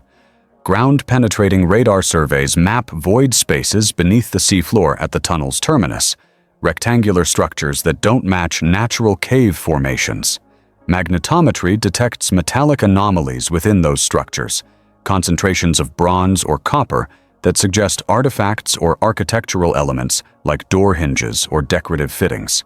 Sonar imaging shows that the seabed at this location is unusually flat and regular compared to surrounding areas, suggesting either natural rock that was deliberately leveled or artificial platform constructed as a foundation for structures that were then built below rather than above. And most tellingly, sediment core samples taken near the site show layers of intentionally placed material, compact sand and gravel mixed with crushed shell, the kind of fill that ancient engineers used when constructing foundations or sealing chambers, distinctly different from the random sediment distribution you'd expect from natural tsunami deposition. All of this suggests intentional construction, planned burial architecture, chambers designed to be accessed through the tunnel and then sealed permanently once ceremonies were complete. And if that's accurate, if Cleopatra's tomb was always meant to be underwater, then the AD 365 earthquake didn't hide it, didn't submerge something that was previously accessible, but actually enhanced its protection by dropping the seafloor level, by increasing the depth of sediment covering the chamber entrances, by making casual discovery even more impossible than the original builders intended. The earthquake, in other words, wasn't an obstacle to preservation, but an unintended reinforcement of the concealment strategy, adding another layer of protection that the loyalists who buried Cleopatra couldn't have anticipated, but which worked perfectly to ensure the tomb remained undisturbed for another 16 centuries beyond what human planning alone could achieve. This interpretation fits with Egyptian religious beliefs about death and the afterlife, beliefs that Cleopatra actively promoted during her reign to position herself as a legitimate pharaoh despite her Greek ancestry. In Egyptian theology, the West is the direction of death, where the sun sets, where souls journey to the afterlife. Burial in the West, and particularly burial beneath water in the West, would symbolically place Cleopatra in the realm of Osiris, the god of the dead who drowned in the Nile and was resurrected by Isis. Cleopatra explicitly identified herself with Isis during her lifetime. Minted coins showing herself with Isis's attributes, participated in Isis festivals, named her daughter Cleopatra Selene, after the moon goddess who was associated with Isis. If she planned her own burial, if she worked with Egyptian priests to design a tomb that would honor both Greek and Egyptian traditions, placing herself beneath the Western Sea, accessed through a tunnel from a temple of Isis and Osiris, would perfectly fulfill the requirements of Egyptian afterlife theology, while also providing practical protection from Roman desecration. And this religious dimension explains something that pure strategic thinking doesn't fully account for. Why would loyalists risk so much to hide Cleopatra's tomb? Why wouldn't they simply allow Roman authorities to bury her in Alexandria, in a known location, and then focus their resistance efforts on political and military opposition? The answer is that for Egyptians who believed in the resurrection mythology of Osiris and Isis, protecting Cleopatra's body wasn't just about preventing desecration, wasn't just about preserving her dignity or memory, but about ensuring her literal resurrection in the afterlife. If Romans found and destroyed her body, if they prevented proper mummification or disrupted burial rituals, they wouldn't just be erasing her political legacy, they'd be condemning her to non-existence in the afterlife, preventing her from joining Osiris, ensuring she could never return as a divine protector of Egypt. The stakes, from an Egyptian religious perspective, were existential, were about Cleopatra's eternal soul, and those stakes justified any risk, any sacrifice, any effort to ensure her burial followed correct procedures in a location that would remain undisturbed forever. This is why finding Cleopatra's tomb matters beyond archaeology, beyond satisfying historical curiosity about where a famous person is buried. Because confirming the tomb's location, understanding how and why it was hidden, reveals Egyptian agency at a moment when Roman narratives suggest total Egyptian submission. It shows that even under occupation, even after military defeat, even when Octavian's soldiers controlled Alexandria and could execute anyone suspected of disloyalty, Egyptians found ways to resist, found ways to preserve what mattered to them, found ways to ensure their queen received proper honors regardless of what the conquerors permitted or prohibited. That resistance, that determination to maintain Egyptian traditions in defiance of Roman power, is documented nowhere in Roman histories because Romans either didn't know it happened or chose not to record it. But if Martinez is right, if the tunnel and the underwater chambers represent a successful concealment operation conducted under Roman occupation, then archaeology can reveal resistance that history books ignored, can show us that conquered peoples retained more autonomy than conquerors wanted to admit, can demonstrate that subordination was never as complete as imperial archives claim. And that demonstration has modern resonance, has implications for how we understand all colonial and imperial relationships, has relevance to debates about whose voices get heard in historical narratives and whose get silenced. Finding Cleopatra's tomb wouldn't just be about solving an ancient mystery. It would be about recovering evidence of resistance, about showing that people who lost wars and were written out of official history still found ways to act, still preserved their values and protected what they considered sacred, even when doing so risked death.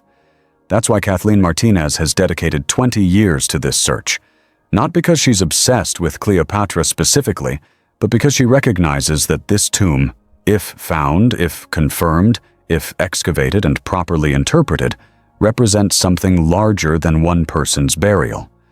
It represents proof that silence in historical records doesn't mean compliance, that absence of documentation doesn't mean absence of agency, that sometimes the most important stories are the ones that weren't written down, precisely because they were secrets worth keeping.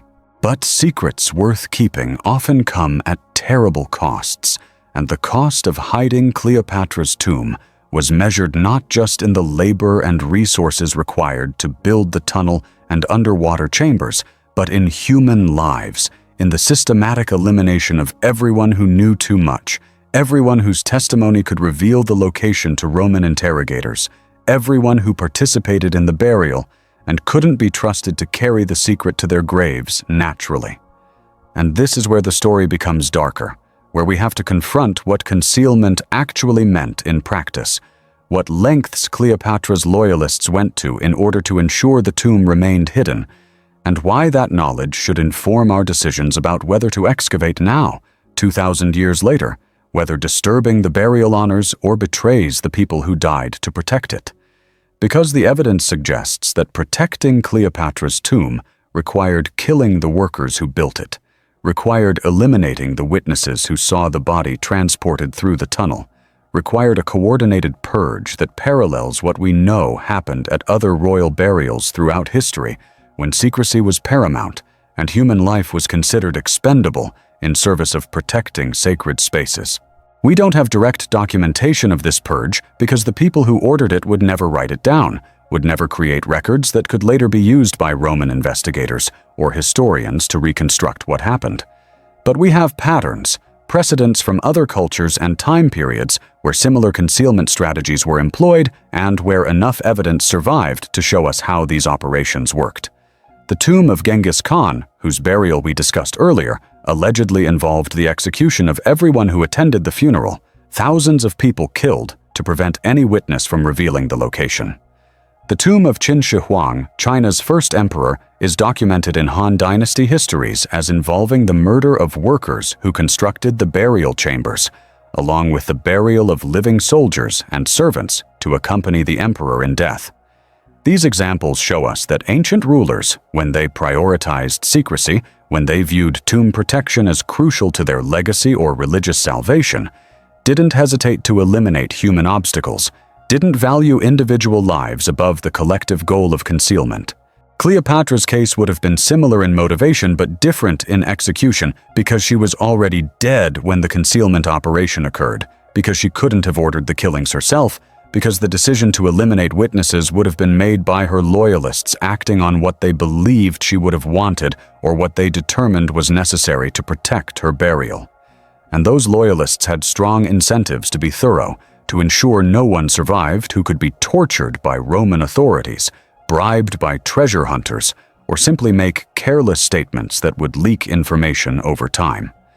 The tunnel construction alone would have required dozens of workers, stonemasons who carved through limestone, engineers who calculated the tunnel's trajectory to emerge at the correct coastal location, laborers who removed excavated rock and disposed of it somewhere that wouldn't create suspicious mounds visible to Roman patrols.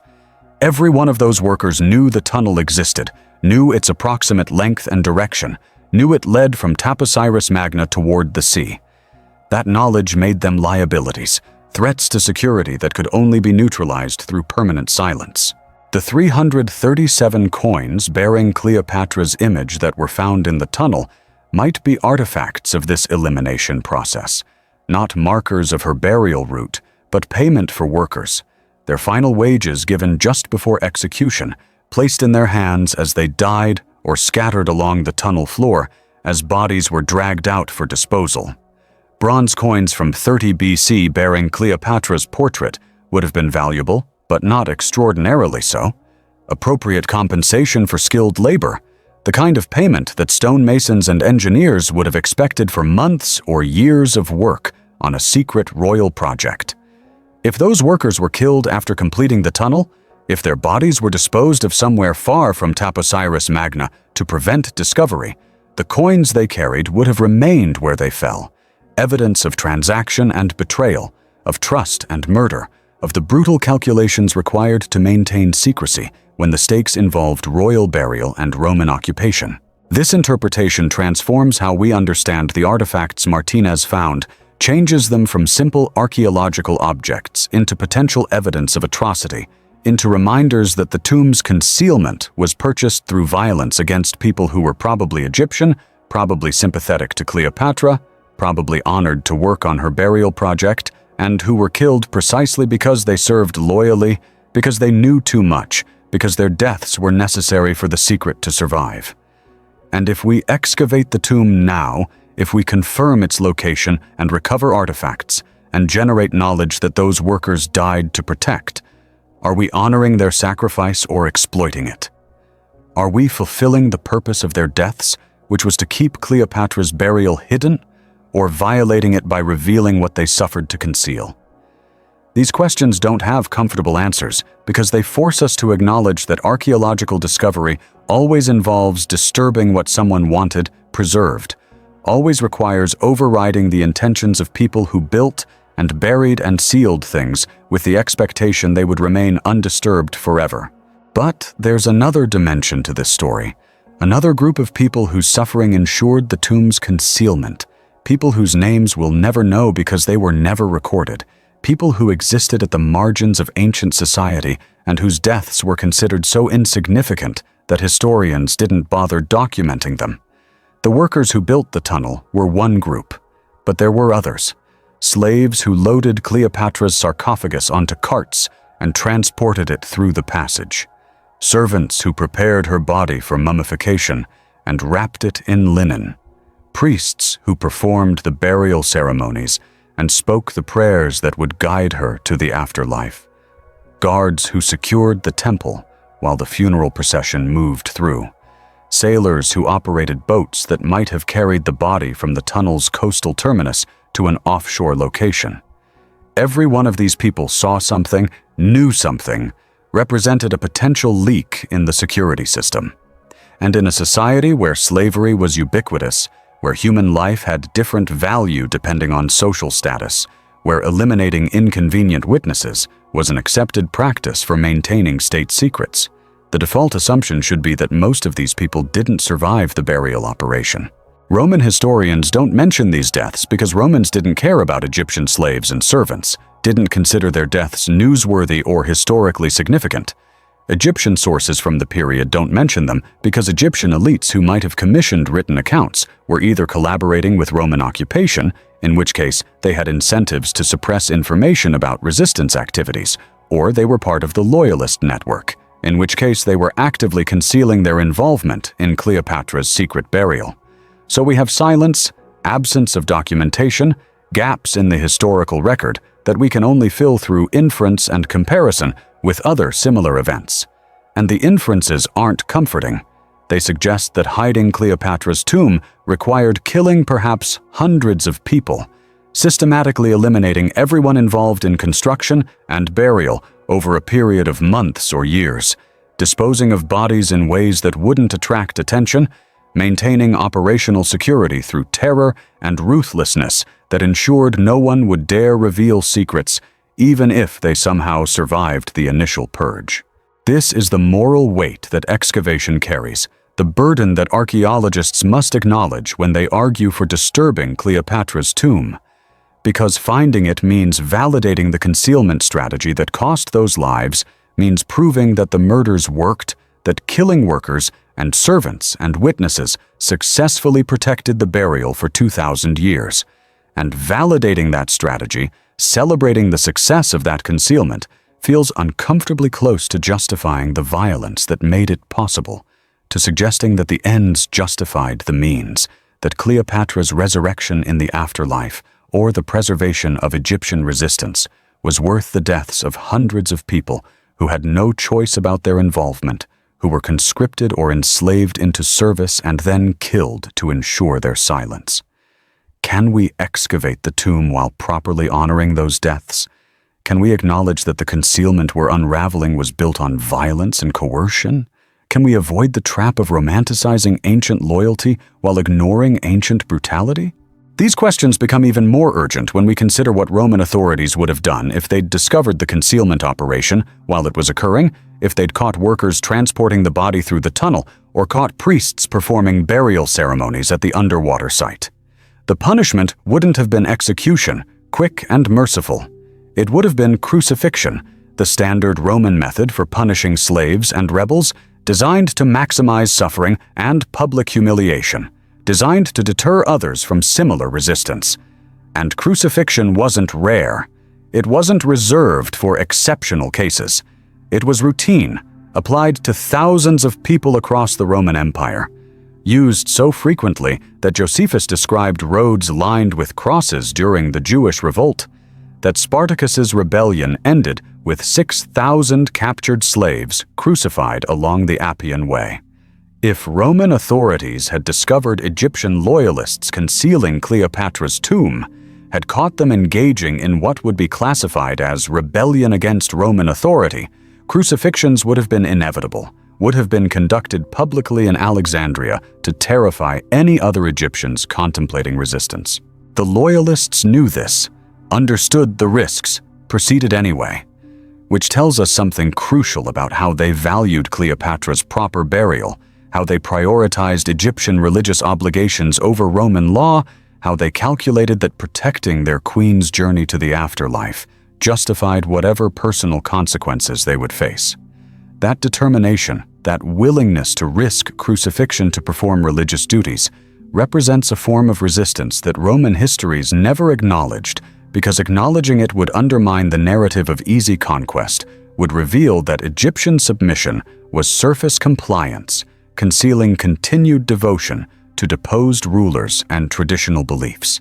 And finding Cleopatra's tomb, confirming that the concealment operation succeeded, would prove that this resistance was effective, that Romans never achieved the total control they claimed, that even in defeat Egyptians found ways to preserve what mattered to them.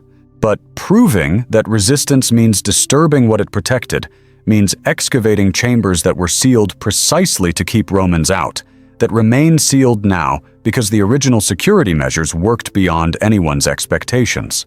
And the question is whether modern archaeologists, whether contemporary Egyptian authorities, whether international scientific communities have the right to override those 2,000-year-old security measures, to accomplish what Romans couldn't, to breach defenses that cost lives to establish. Kathleen Martinez argues yes, that knowledge justifies excavation, that understanding history requires recovering evidence, even when recovery means disturbing burials. Critics argue no, that respecting the dead requires honoring their desire for undisturbed rest, that Cleopatra and her loyalists clearly wanted the tomb hidden, and we should respect that wish even if technology makes violation possible. Both positions have merit. Both reflect values that most people share. And resolving the conflict requires deciding which value takes priority, knowledge or respect, discovery or preservation, satisfying modern curiosity, or honoring ancient intentions. What makes this decision harder is that we can't ask Cleopatra what she wants, can't ask the loyalists who died protecting her whether they would approve excavation for scientific purposes, can't ask the workers who were killed whether they forgive us for undoing the concealment they were murdered to maintain.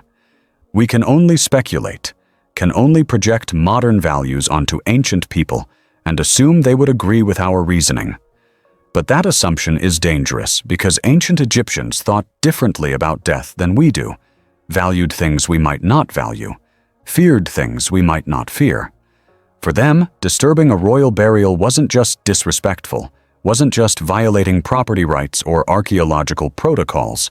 It was condemning the deceased to eternal non-existence, was preventing their resurrection, was committing what they would consider murder against someone who was already dead but could die again permanently if their body was disturbed or destroyed.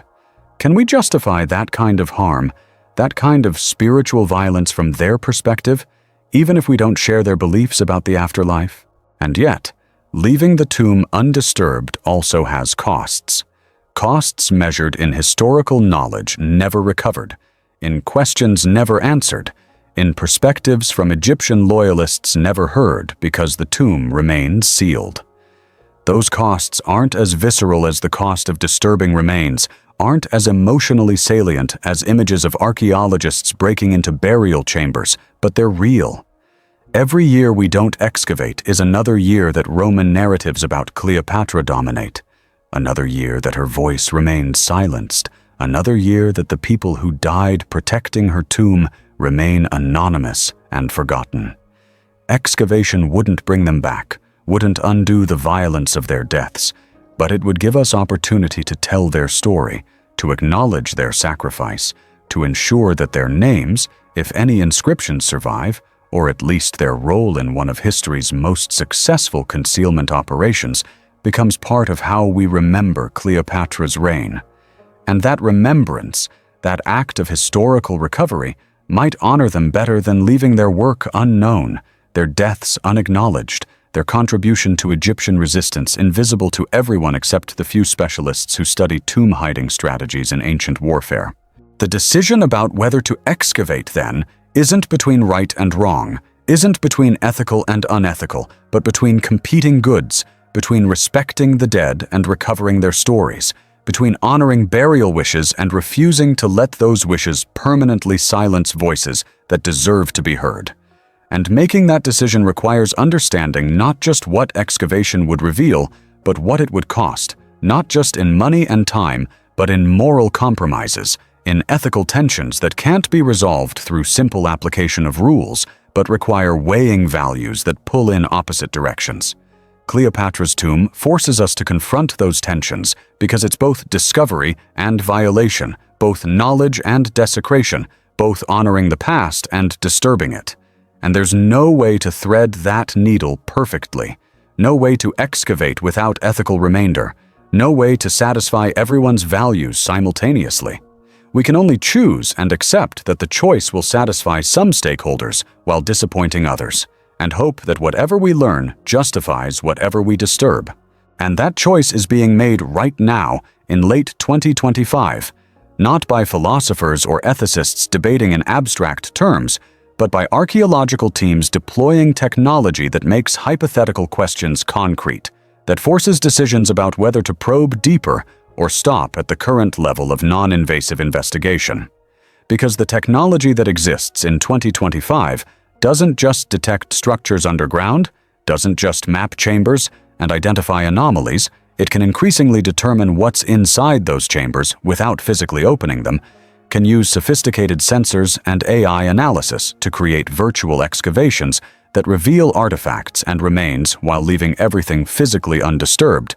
And this capability, this ability to know without touching, changes the ethical equation dramatically because it offers a potential middle path between excavation and preservation, between knowledge and respect, between satisfying curiosity and honoring burial wishes. But that middle path brings its own complications, its own questions about whether virtual excavation is meaningfully different from physical excavation, about whether seeing without touching is really less intrusive than touching, about whether the dead care more about physical disturbance or about privacy, about whether knowing violates burial wishes even if the burial itself remains intact. The technology driving this virtual excavation revolution includes multiple systems working in combination, each providing different types of information that AI algorithms integrate into comprehensive models. Ground-penetrating radar, which we've already discussed, maps structures by sending electromagnetic pulses into the Earth and measuring reflections, creating profiles that show where different materials exist underground. But the latest GPR systems use multiple frequencies simultaneously, use phased array antennas that scan in 3 dimensions rather than 2, use AI processing that can distinguish between different types of stone, between metal and organic materials, between solid objects and voids.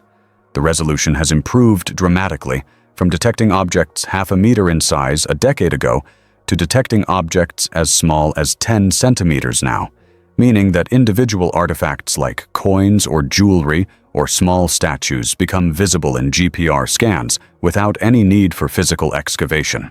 Kathleen Martinez's team deployed this technology in 2024 across the underwater site, mapping not just the large chambers that earlier surveys detected, but the contents of those chambers, identifying metallic signatures consistent with bronze statues, detecting organic remains that might be mummified bodies, locating ceramic vessels that could contain offerings or inscriptions. But GPR alone can't identify what metals are present, can't distinguish between bronze and gold, can't read inscriptions on artifacts. For that, archaeologists need magnetometry and chemical sensing systems that operate on different principles. Quantum magnetometry, which uses quantum sensors to detect minute magnetic field variations, can identify iron and steel objects through several meters of soil or water, can map the distribution of ferromagnetic materials with precision accurate to centimeters. This technology revealed that the underwater chambers at Taposiris Magna contain metallic objects clustered in patterns consistent with deliberate placement rather than random distribution, suggesting these are artifacts arranged according to burial protocols rather than debris scattered by geological processes. And crucially, the magnetic signatures don't match iron or steel, match instead the weaker signals produced by bronze and copper alloys, confirming that the objects are likely ceremonial rather than functional, are probably statues or decorative elements rather than tools or weapons, exactly what you'd expect in a royal Ptolemaic burial. For identifying organic materials, for detecting whether the chambers contain mummified remains, archaeologists use ground-penetrating radar combined with electromagnetic induction sensors that respond differently to bone versus stone, to preserved tissue versus soil. These sensors can't prove that remains are Cleopatra's specifically, can't identify who the deceased was, but they can confirm whether human remains exist in the expected location, whether the burial chambers contain bodies or are empty cenotaphs. The preliminary data from these surveys, conducted between 2023 and 2025, suggests that at least one chamber contains materials consistent with human remains, that the size and position match what you'd expect from a sarcophagus containing a royal burial, but that definitive confirmation would require either excavation or more advanced sensing that can analyze chemical composition through rock and sediment. And that's where the technology reaches its current limits, where non-invasive methods can tell us structures exist, can tell us they contain artifacts and possibly remains, but can't provide the detailed identification that would confirm whether this is Cleopatra's tomb or belongs to some other Ptolemaic royal whose burial happened to use the same location. Bridging that gap, moving from detection to identification without excavation, requires technology that doesn't quite exist yet in operational form, but is being developed by multiple research teams working on archaeological applications. Nuclear magnetic resonance imaging, similar to MRI machines used in hospitals, but scaled up to scan through meters of earth rather than centimeters of human tissue, could theoretically identify specific materials based on their atomic structure, could distinguish between different metals, could even detect organic compounds that would indicate mummification materials or papyrus scrolls. Muon tomography, which uses cosmic ray particles that penetrate deep underground and get deflected differently by different materials, has successfully mapped hidden chambers in Egyptian pyramids and could theoretically reveal detailed internal structure of Cleopatra's tomb without any drilling or excavation. And AI analysis trained on thousands of known burial sites, trained to recognize patterns in how artifacts are arranged, how inscriptions are positioned, how royal versus non-royal burials differ in layout and contents, could analyze data from these sensors and predict with statistical confidence whether the Taposiris Magna chambers match Ptolemaic royal burial characteristics or represent something else entirely. But deploying these technologies at the scale required for comprehensive tomb analysis costs tens of millions of dollars, requires international cooperation between universities and governments and private tech companies, requires years of development and testing before systems become reliable enough to trust their conclusions. And even then, even if the technology works perfectly, even if we can create a complete virtual model of everything inside the chambers without physically touching them, The question remains whether that virtual excavation satisfies the goals that motivate archaeological research. Because archaeology isn't just about knowing what exists, it's about context, about relationships between objects, about soil chemistry and preservation conditions, and microstratigraphy that reveals how burials were conducted and what happened afterward. Virtual excavation can show you where artifacts are. It can't tell you what organic residues are present, what pollen or seeds or insect remains might reveal about environmental conditions, what tool marks on stone or textile weaves or carpentry techniques might indicate about craftspeople who created burial goods.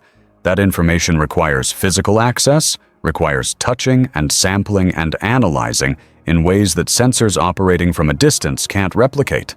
So we face a choice that technology hasn't eliminated, hasn't made easier, has only reframed.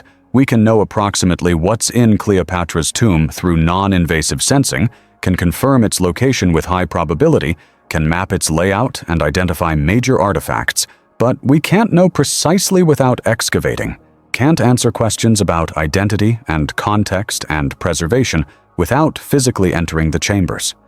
And different stakeholders have different opinions about whether approximate knowledge is sufficient or whether the additional precision gained through excavation justifies the disturbance. Kathleen Martinez argues for excavation because she believes definitive confirmation requires physical artifacts that can be examined directly, photographed, preserved in museums where future generations can study them. Egyptian archaeological authorities lean toward non-invasive investigation because it satisfies scientific curiosity while minimizing risk to remains and avoiding political controversies about ownership and repatriation.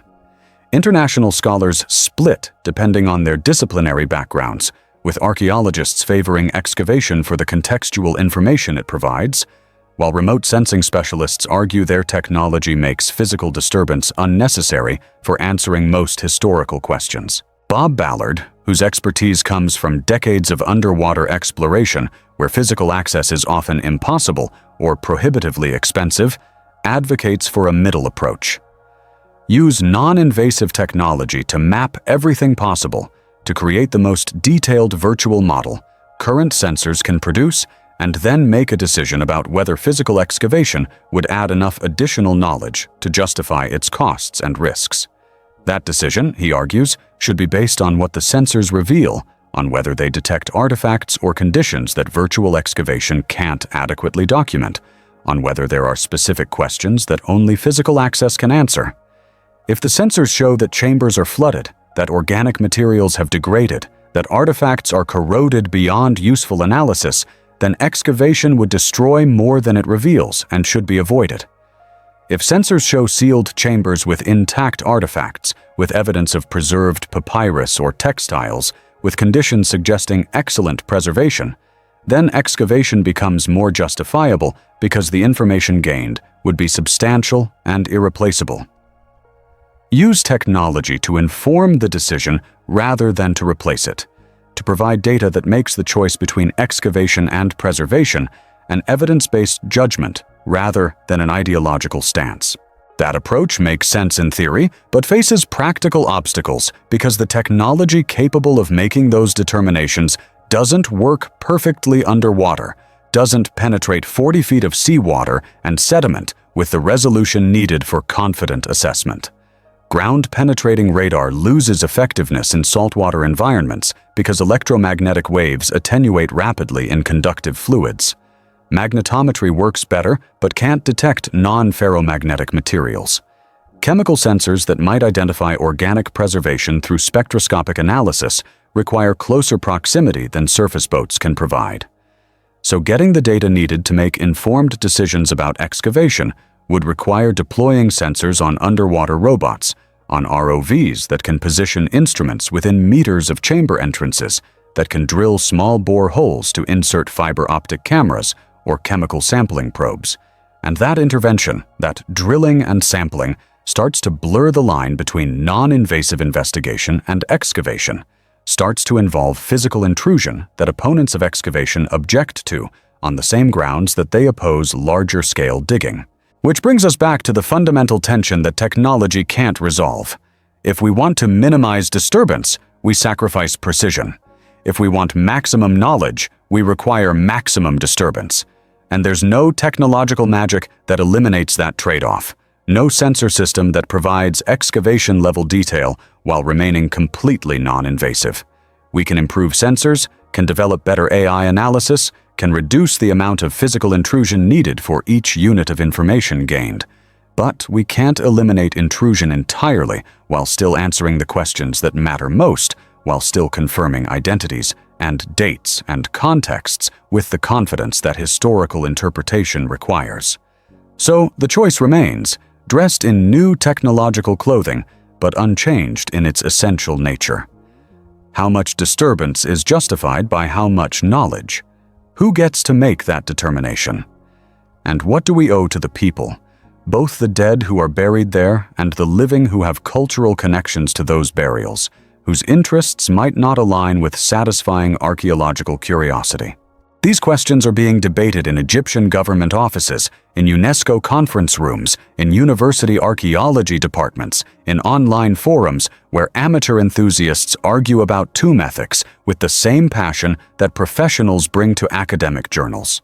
And the debate matters because whatever decision gets made about Cleopatra's tomb will set precedents for how future discoveries get handled, will establish norms about when excavation is appropriate despite cultural objections, will define the balance between knowledge and respect that guides 21st century archaeology.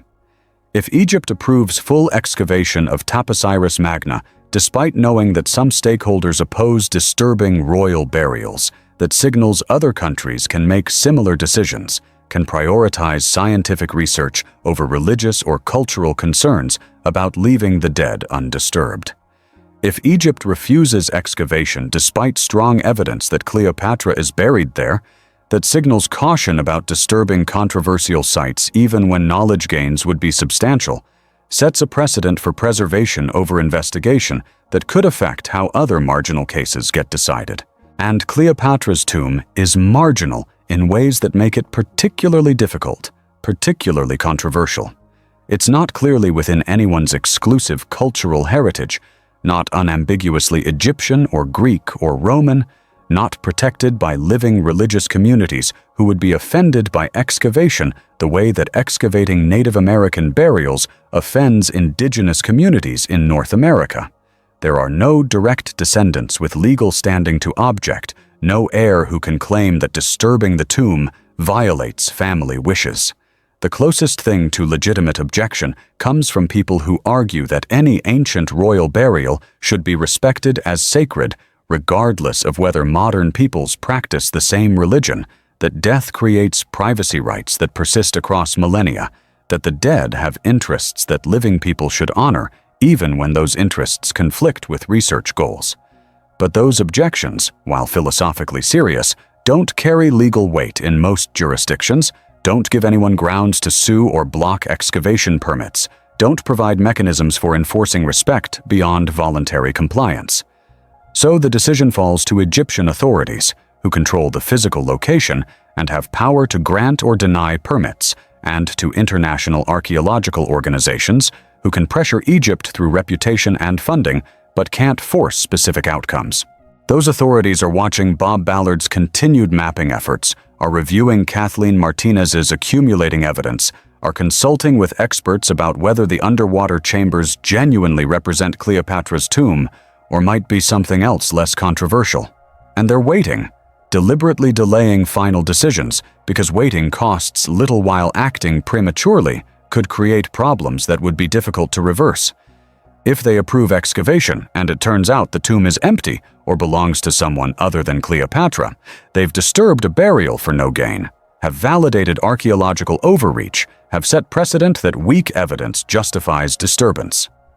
If they deny excavation and later evidence makes clear that Cleopatra was definitely there, that knowledge of immense historical value was deliberately suppressed for political reasons, they'll face criticism for prioritizing caution over discovery, for allowing bureaucratic timidity to prevent legitimate research.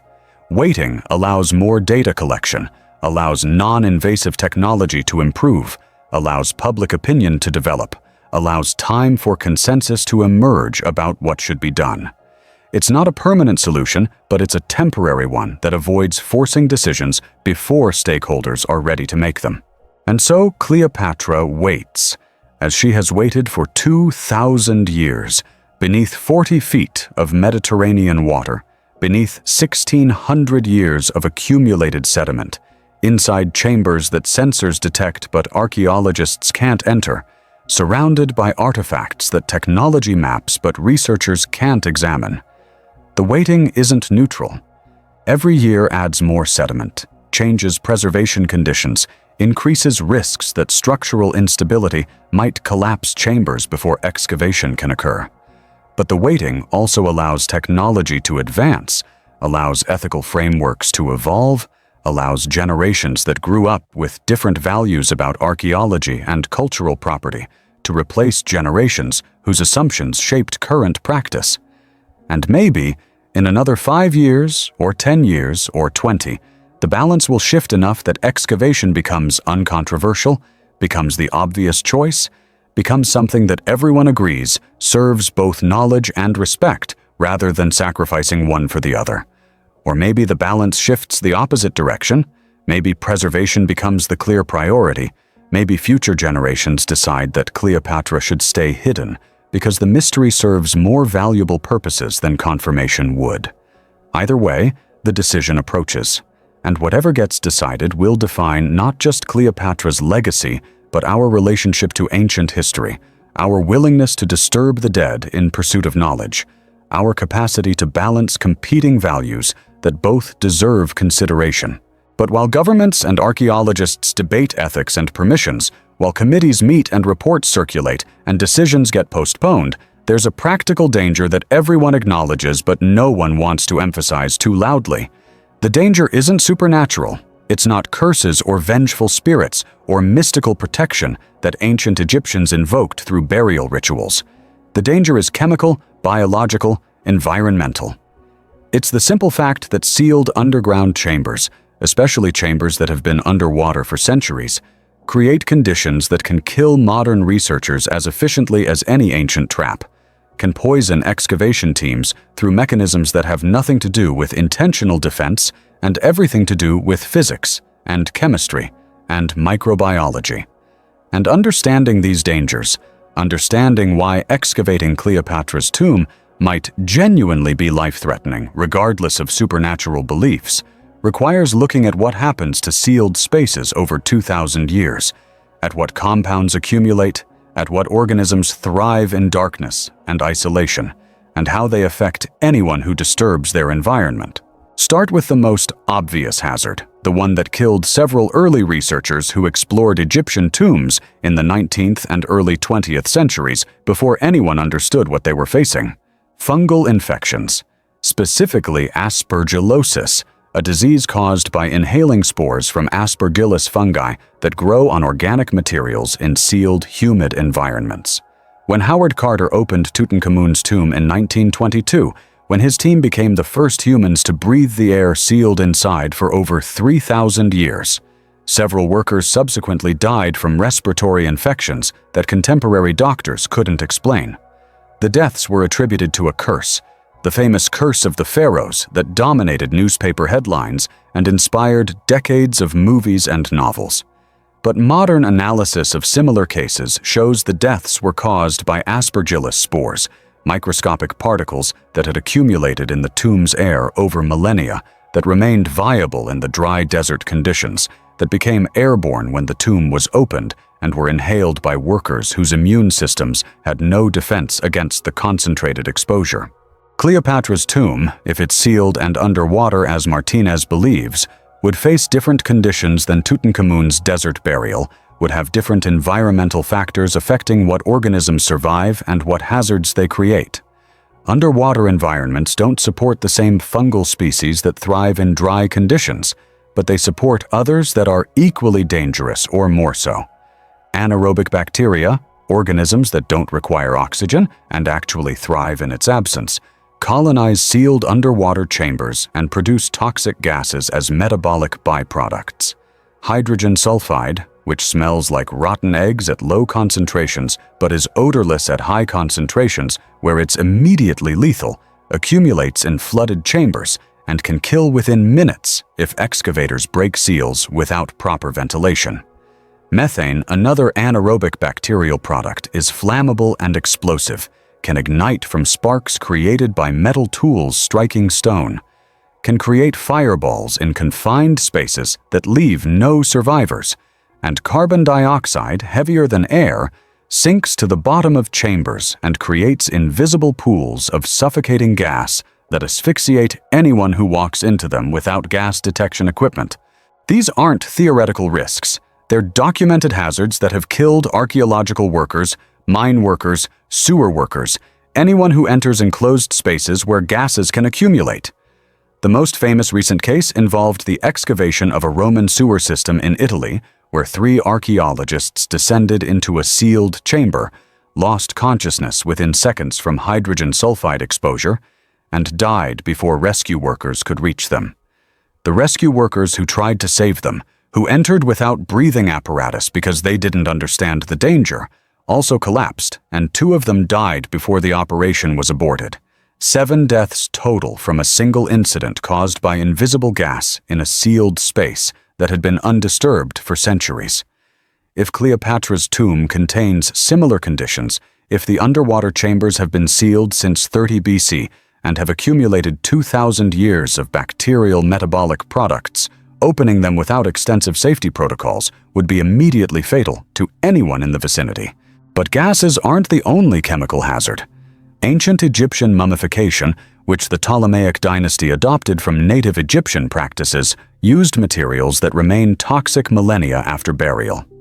Natron, the primary desiccating agent, is a mixture of sodium carbonate and sodium bicarbonate that's relatively harmless in solid form but releases caustic dust when disturbed. Cedar oil, used to preserve bodies and kill bacteria during mummification, contains compounds that are carcinogenic with long-term exposure. Mercury, which some Ptolemaic burials incorporated for preservation similar to Chinese imperial practices, accumulates in sealed spaces as vapor and causes neurological damage that can be permanent even from brief exposure. And arsenic compounds, used in some mummification recipes and also present naturally in certain limestone formations, dissolve in water and can contaminate any flooding that has occurred in the burial chambers, making the water itself toxic to touch or breathe. If Cleopatra was mummified using traditional Egyptian methods, if her burial chamber contains the standard array of preservation materials and offerings and ceremonial objects, excavators opening the tomb would face exposure to all these compounds simultaneously, would breathe air contaminated with fungal spores and bacterial gases and chemical vapors that have been concentrating for 2,000 years. Modern safety equipment can protect against these hazards, positive pressure suits and breathing apparatus and gas detection monitors, but only if excavators know in advance what they're facing, only if they deploy appropriate precautions before breaking seals. And determining what precautions are necessary requires preliminary sampling, requires drilling small access holes to extract air samples and water samples and measure gas concentrations, requires analysis that takes weeks or months before main excavation can safely proceed. That timeline frustrates everyone involved because it delays discovery, delays confirmation, delays the moment when we finally know whether Cleopatra is there. But skipping those precautions, rushing excavation because of political pressure or media attention or archaeological ambition could result in deaths that would end the project, that would shut down the site permanently, that would ensure Cleopatra's tomb remains closed not by choice but by tragedy. The precedent that haunts everyone involved in planning potential excavation is the opening of Timur's tomb in Samarkand in 1941. Soviet anthropologists, working on Stalin's orders to study the remains of Tamerlane the Conqueror, excavated the tomb despite warnings from local Uzbek elders who claimed disturbing it would bring disaster. The excavation was rushed, conducted without modern archaeological protocols, completed in just a few days. And according to the famous story, within 48 hours of opening the tomb, Hitler launched Operation Barbarossa, the Nazi invasion of the Soviet Union that would kill over 27 million Soviet citizens. The connection was pure coincidence. The invasion had been planned for months, regardless of tomb excavation, but the timing created a narrative that became impossible to suppress.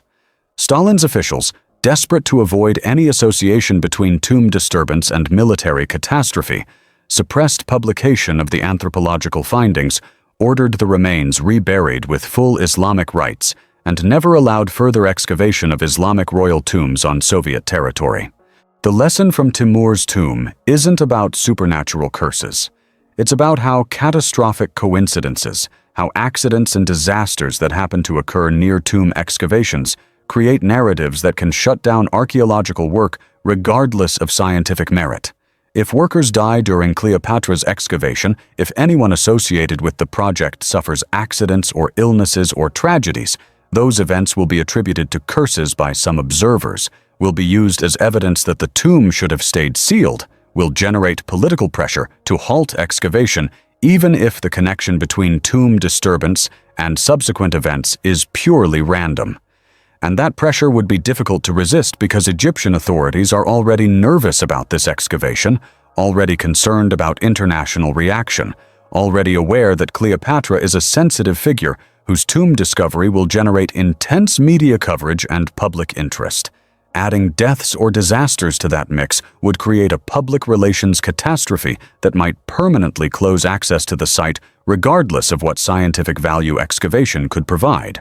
So the excavation planning process, if it moves forward, will be extremely conservative, will prioritize worker safety above speed or convenience, will deploy every available technology to assess hazards before humans enter the chambers. Bob Ballard's expertise becomes crucial here, because deep-sea underwater archaeology has developed extensive safety protocols for exactly these situations, for entering sealed environments where pressure and chemistry and biology create multiple simultaneous dangers. His recommendation is to use remotely operated vehicles for initial chamber access, to drill entry points that ROVs can navigate, to deploy sensors that measure air quality and water chemistry and structural stability before any human approaches. If the chambers are flooded, which is likely, the ROVs can operate in water while mapping the space and identifying artifacts without requiring divers to risk exposure. If the chambers are dry, which is possible but unlikely given their depth below current sea level, the ROVs can still provide ventilation, can circulate fresh air to dilute accumulated gases, can test whether it's safe for humans to follow. That conservative approach would take years to implement properly, would require custom-designed ROVs capable of navigating narrow tunnels and manipulating archaeological tools, would need extensive testing before deployment at the actual site. The cost would be enormous, tens of millions of dollars for a single tomb excavation, more than most archaeological budgets could support. But the alternative, attempting traditional excavation without adequate safety precautions, without accepting that the tomb might be genuinely dangerous for non-supernatural reasons, risks repeating the mistakes of early archaeology when researchers died routinely and their deaths were dismissed as acceptable casualties of discovery. Modern archaeological ethics rejects that calculation, prioritizes living workers over dead subjects, recognizes that no historical knowledge justifies preventable deaths. And if protecting workers means waiting for technology to improve, means spending years on safety planning before attempting excavation, means accepting that we might not get answers as quickly as we'd like. That's the price we pay for conducting research responsibly. But there's one more danger, one more risk that makes Cleopatra's tomb uniquely challenging compared to other Egyptian royal burials. The political danger. The risk that confirming Cleopatra's location triggers international disputes that escalate beyond academic disagreements into diplomatic conflicts that could damage relationships between countries that currently cooperate on cultural heritage protection. Because Cleopatra isn't just Egyptian, she's not just Greek, she's Roman by conquest, Macedonian by ancestry, African by geography, and symbolic to dozens of modern nations that claim cultural connections to her legacy. Finding her tomb means deciding who has authority over her remains, who gets access to artifacts, who controls the narrative about what her burial reveals. And those decisions have implications that extend far beyond archaeology into questions of national identity, post-colonial justice, cultural property rights, and historical interpretation that different countries approach from incompatible positions. Egypt claims Cleopatra as the last native-born pharaoh, the final ruler before centuries of foreign occupation, a symbol of resistance against imperialism. Greek scholars emphasize her Hellenic culture, her Macedonian dynasty, her use of Greek language and literature and philosophy. Italian historians note her relationships with Julius Caesar and Mark Antony, her role in Roman civil wars, her death during Roman occupation. Each national perspective interprets her differently, values different aspects of her legacy, would emphasize different narratives if given control over excavation and interpretation. And while these competing claims could theoretically be resolved through UNESCO protocols that emphasize cooperation and shared heritage, the reality is that cultural property disputes often become proxies for larger political tensions, become bargaining chips in negotiations about trade and security and diplomatic recognition that have nothing to do with archaeology but use archaeological discoveries as leverage. The worst-case scenario, the outcome that everyone wants to avoid, is that Cleopatra's tomb becomes another case like the Elgin marbles, the Rosetta Stone, the bust of Nefertiti, artifacts that were excavated or removed during colonial periods and now sit in European museums while source countries demand repatriation. If Cleopatra's tomb is excavated by an international team, if artifacts are distributed among partner institutions for study, if some items end up in museums outside Egypt, future Egyptian governments might demand their return, might argue that foreign archaeologists exploited Egyptian heritage, might use the case to support broader campaigns for repatriating all artifacts taken during colonial or quasi-colonial circumstances.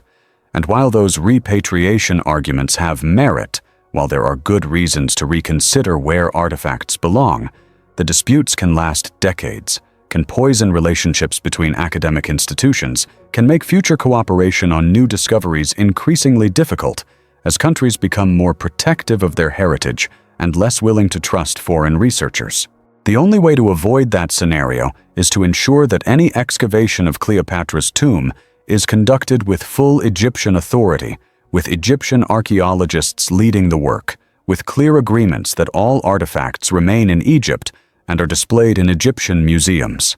That approach satisfies nationalist concerns, demonstrates respect for Egyptian sovereignty, creates precedent for how future discoveries should be handled in ways that prioritize source countries rather than foreign researchers.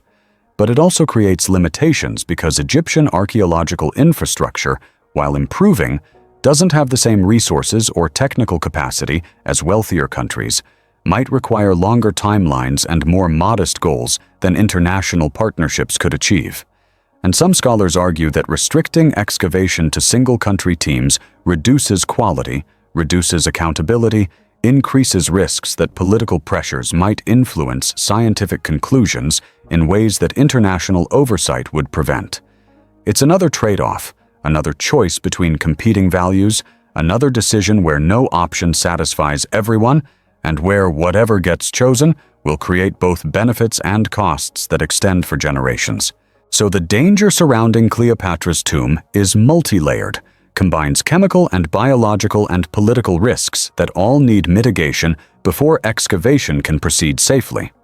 Understanding these dangers, taking them seriously rather than dismissing them as obstacles to discovery, is part of what separates modern professional archaeology from the treasure-hunting mentality that drove early tomb exploration. We can find Cleopatra. We probably have found her, or at least narrowed the location to a small enough area that confirmation is achievable. But finding her responsibly, excavating safely, managing the aftermath in ways that honor both the dead and the living, that requires patience and planning and humility about what we don't know.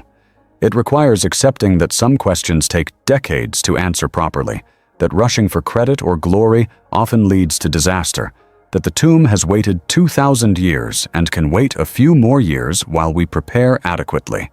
And most importantly, it requires remembering that the danger isn't curses or supernatural punishment, but very real, very mundane risks that ancient peoples couldn't have anticipated but that modern science fully understands, and modern technology can mitigate if we choose to use it carefully. And choosing to use technology carefully, choosing to prioritize safety and ethics over speed, brings us to the question that ultimately matters more than any danger, more than any technical challenge, more than any political complication. If we do excavate Cleopatra's tomb carefully, if we overcome all the obstacles and manage all the risks and coordinate all the stakeholders, if we successfully open the chambers and document what's inside and preserve the artifacts and identify the remains, what do we actually gain? What changes about human knowledge or historical understanding or modern culture that justifies 2 decades of effort by Kathleen Martinez, that justifies millions of dollars in research funding, that justifies the disturbance of a burial that was meant to remain hidden forever? Because the answer to that question isn't as obvious as it might seem, isn't simply, we learn where Cleopatra is buried, isn't reducible to solving a historical mystery or finding treasure. The answer involves recovering silenced perspectives, challenging dominant narratives, proving that resistance against imperial power was more extensive than written records suggest, and demonstrating that archaeology can be a tool for decolonizing history by recovering voices that conquest tried to erase. Start with what we would learn about Cleopatra herself, about who she actually was beyond the Roman propaganda that has shaped her reputation for 2,000 years. Right now, our primary sources for Cleopatra's life come from Greek and Roman historians writing decades or centuries after her death, from men like Plutarch, who had political reasons to portray her negatively, who served emperors whose legitimacy partly depended on portraying Cleopatra as a threat that justified decades of civil war. Those sources describe her as beautiful and seductive, as clever and manipulative, as foreign and dangerous. They emphasize her relationships with Julius Caesar and Mark Antony, suggest she used sexuality to control Roman men, portray her as corrupting virtuous leaders and leading them to ruin. That's the Cleopatra that entered Western cultural imagination, the femme fatale who appears in Shakespeare's play, in Hollywood movies, in countless novels and operas and artworks.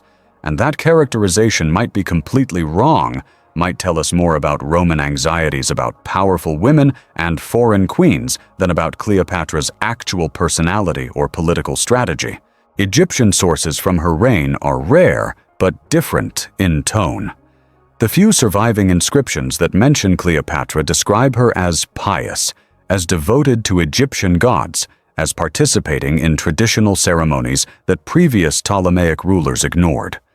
Papyrus documents from her bureaucracy show sophisticated governance, detailed attention to taxation and agriculture and legal disputes, evidence of administrative competence that Roman sources never acknowledge. Archaeological excavations at sites she controlled reveal investment in infrastructure, in irrigation projects and port facilities, and temple construction, suggesting long-term planning rather than the decadent pleasure-seeking that Roman historians emphasize. And most tellingly, the fact that Egyptian loyalists risked their lives to hide her tomb to ensure she received proper burial despite Roman occupation suggests she was beloved by at least some Egyptians, that she inspired loyalty that survived her death and motivated extraordinary efforts to protect her memory. If her tomb contains inscriptions commissioned by those loyalists, if burial chamber walls include texts describing her reign from Egyptian perspectives, we would finally have sources that weren't filtered through Roman bias, that weren't shaped by the need to justify Roman conquest. We would have Egyptians speaking about their queen, explaining why she mattered to them, describing accomplishments that Romans had no interest in recording. That wouldn't necessarily give us objective truth. Inscriptions commissioned by loyalists would have their own biases, would emphasize positive aspects and downplay negative ones. But it would give us balance, would provide counterweight to Roman sources, would allow modern historians to compare competing accounts and make more informed judgments about which elements of Cleopatra's story are reliable and which are propaganda. And that matters not just for understanding one historical figure, but for understanding how imperial powers shape narratives about conquered peoples, how sources from conquerors can't be trusted alone, how archaeology can sometimes recover perspectives that written history suppressed. Because Cleopatra isn't unique in being misrepresented by enemies. Every conquered culture, every colonized society, every group that lost wars and lost control of their historical records faces similar distortion. The victors write history, the saying goes, and while that's oversimplified, it captures a real dynamic where powerful groups get to define how past events are remembered, and weaker groups see their versions silenced or dismissed as unreliable. Finding Cleopatra's tomb would be a rare case where archaeology recovers a silenced voice, where we can hear from the conquered side, where we can compare what Egyptians said about their queen with what Romans said, and understand how radically different those narratives are. But we would learn more than just Cleopatra's story. We would learn about Ptolemaic Egypt more broadly, about how Greek rulers adapted to Egyptian culture, about what life was like in Alexandria during the last decades before Roman conquest, about technologies and trade networks and religious practices that aren't well documented in surviving texts. If the tomb contains grave goods, if Cleopatra was buried with jewelry and ceremonial objects and offerings that represent the wealth and artistic achievements of her court, those artifacts would provide material evidence about Ptolemaic craftsmanship, about what objects they valued, about what they considered appropriate for royal burials. We might find artifacts from diplomatic relationships, gifts from foreign rulers, objects that trace trade routes connecting Egypt to India and Arabia and sub-Saharan Africa. We might find papyrus documents that aren't about Cleopatra specifically, but were placed in the tomb because they were considered important records worth preserving, administrative texts or literary works or scientific treatises that didn't survive anywhere else. The potential for discovering unique texts is particularly exciting because papyrus preservation is so uneven, so dependent on environmental conditions that most ancient libraries are lost, while small caches in favorable locations survive by accident. The library at Herculaneum, buried by Vesuvius eruption in AD 79, preserved hundreds of carbonized scrolls that are still being read using modern imaging technology that are revealing philosophical works that were otherwise lost.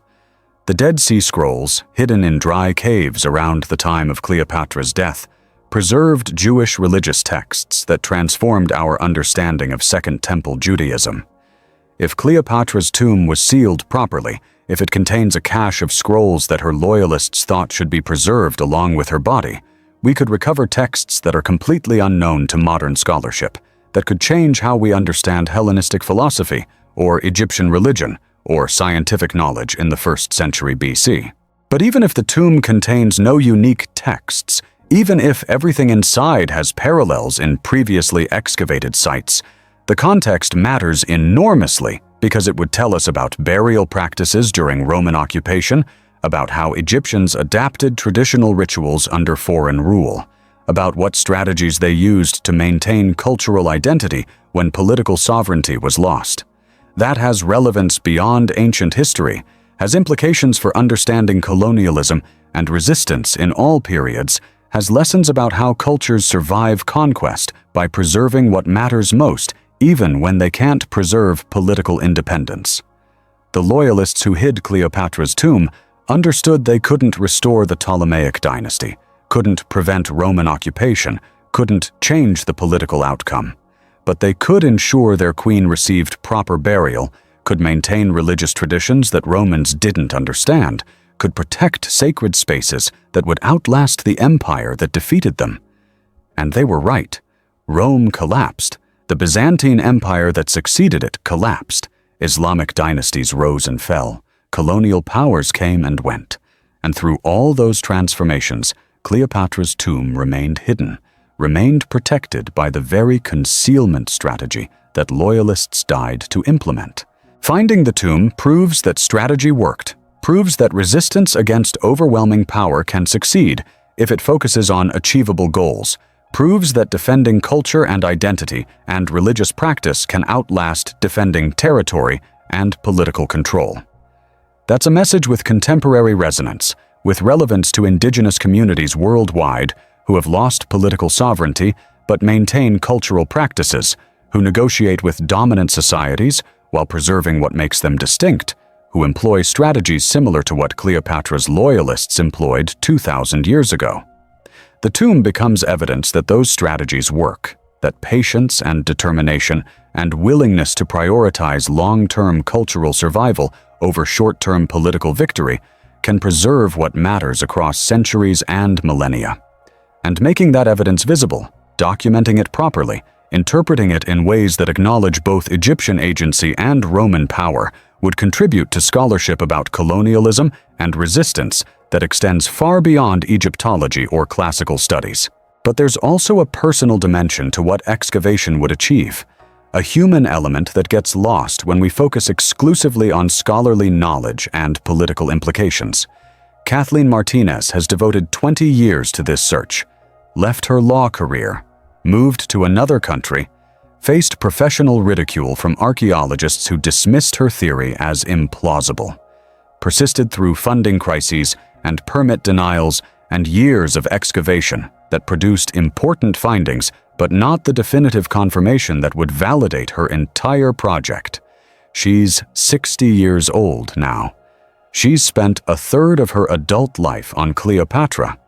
And if excavation occurs, if the tomb is opened and confirmed, if Martinez gets to see that her legal training and her unconventional approach and her stubborn refusal to accept conventional wisdom were all vindicated, that would be a profound personal achievement, a demonstration that expertise comes in many forms, that outsiders can sometimes see what specialists miss, that creativity and determination matter as much as credentials and institutional support. That personal achievement wouldn't just benefit Martinez, it would encourage other unconventional researchers, other people who approach historical mysteries from outside traditional academic pathways, other investigators who have insights that trained archaeologists overlook because they're constrained by disciplinary assumptions. The history of archaeology includes many examples of amateurs making crucial discoveries, of obsessive individuals pursuing theories that professionals dismissed until evidence proved them correct. Heinrich Schliemann finding Troy. Thor Heyerdahl crossing the Pacific on a raft to prove ancient migration was possible. Graham Hancock arguing for lost civilizations despite academic skepticism. Not all amateur theories turn out to be right. Most don't.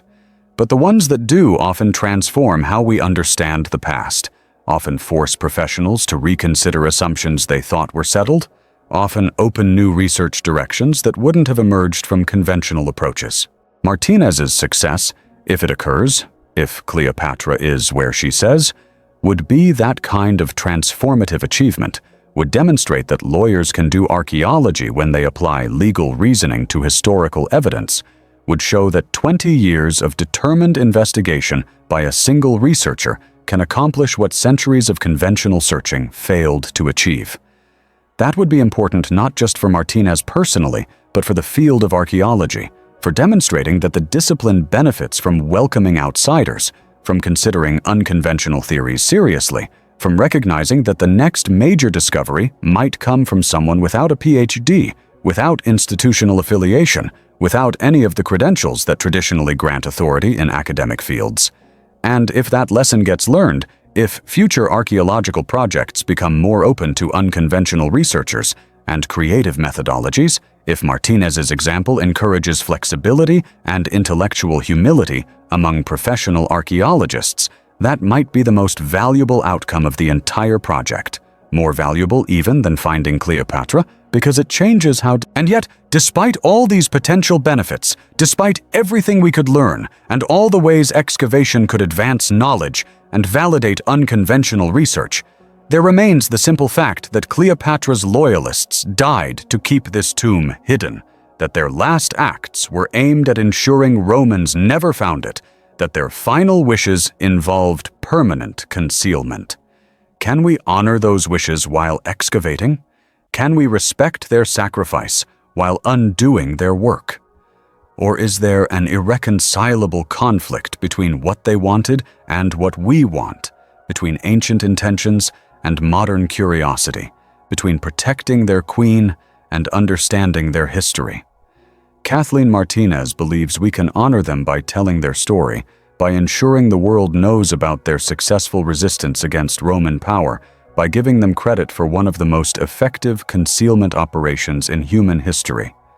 But would they agree?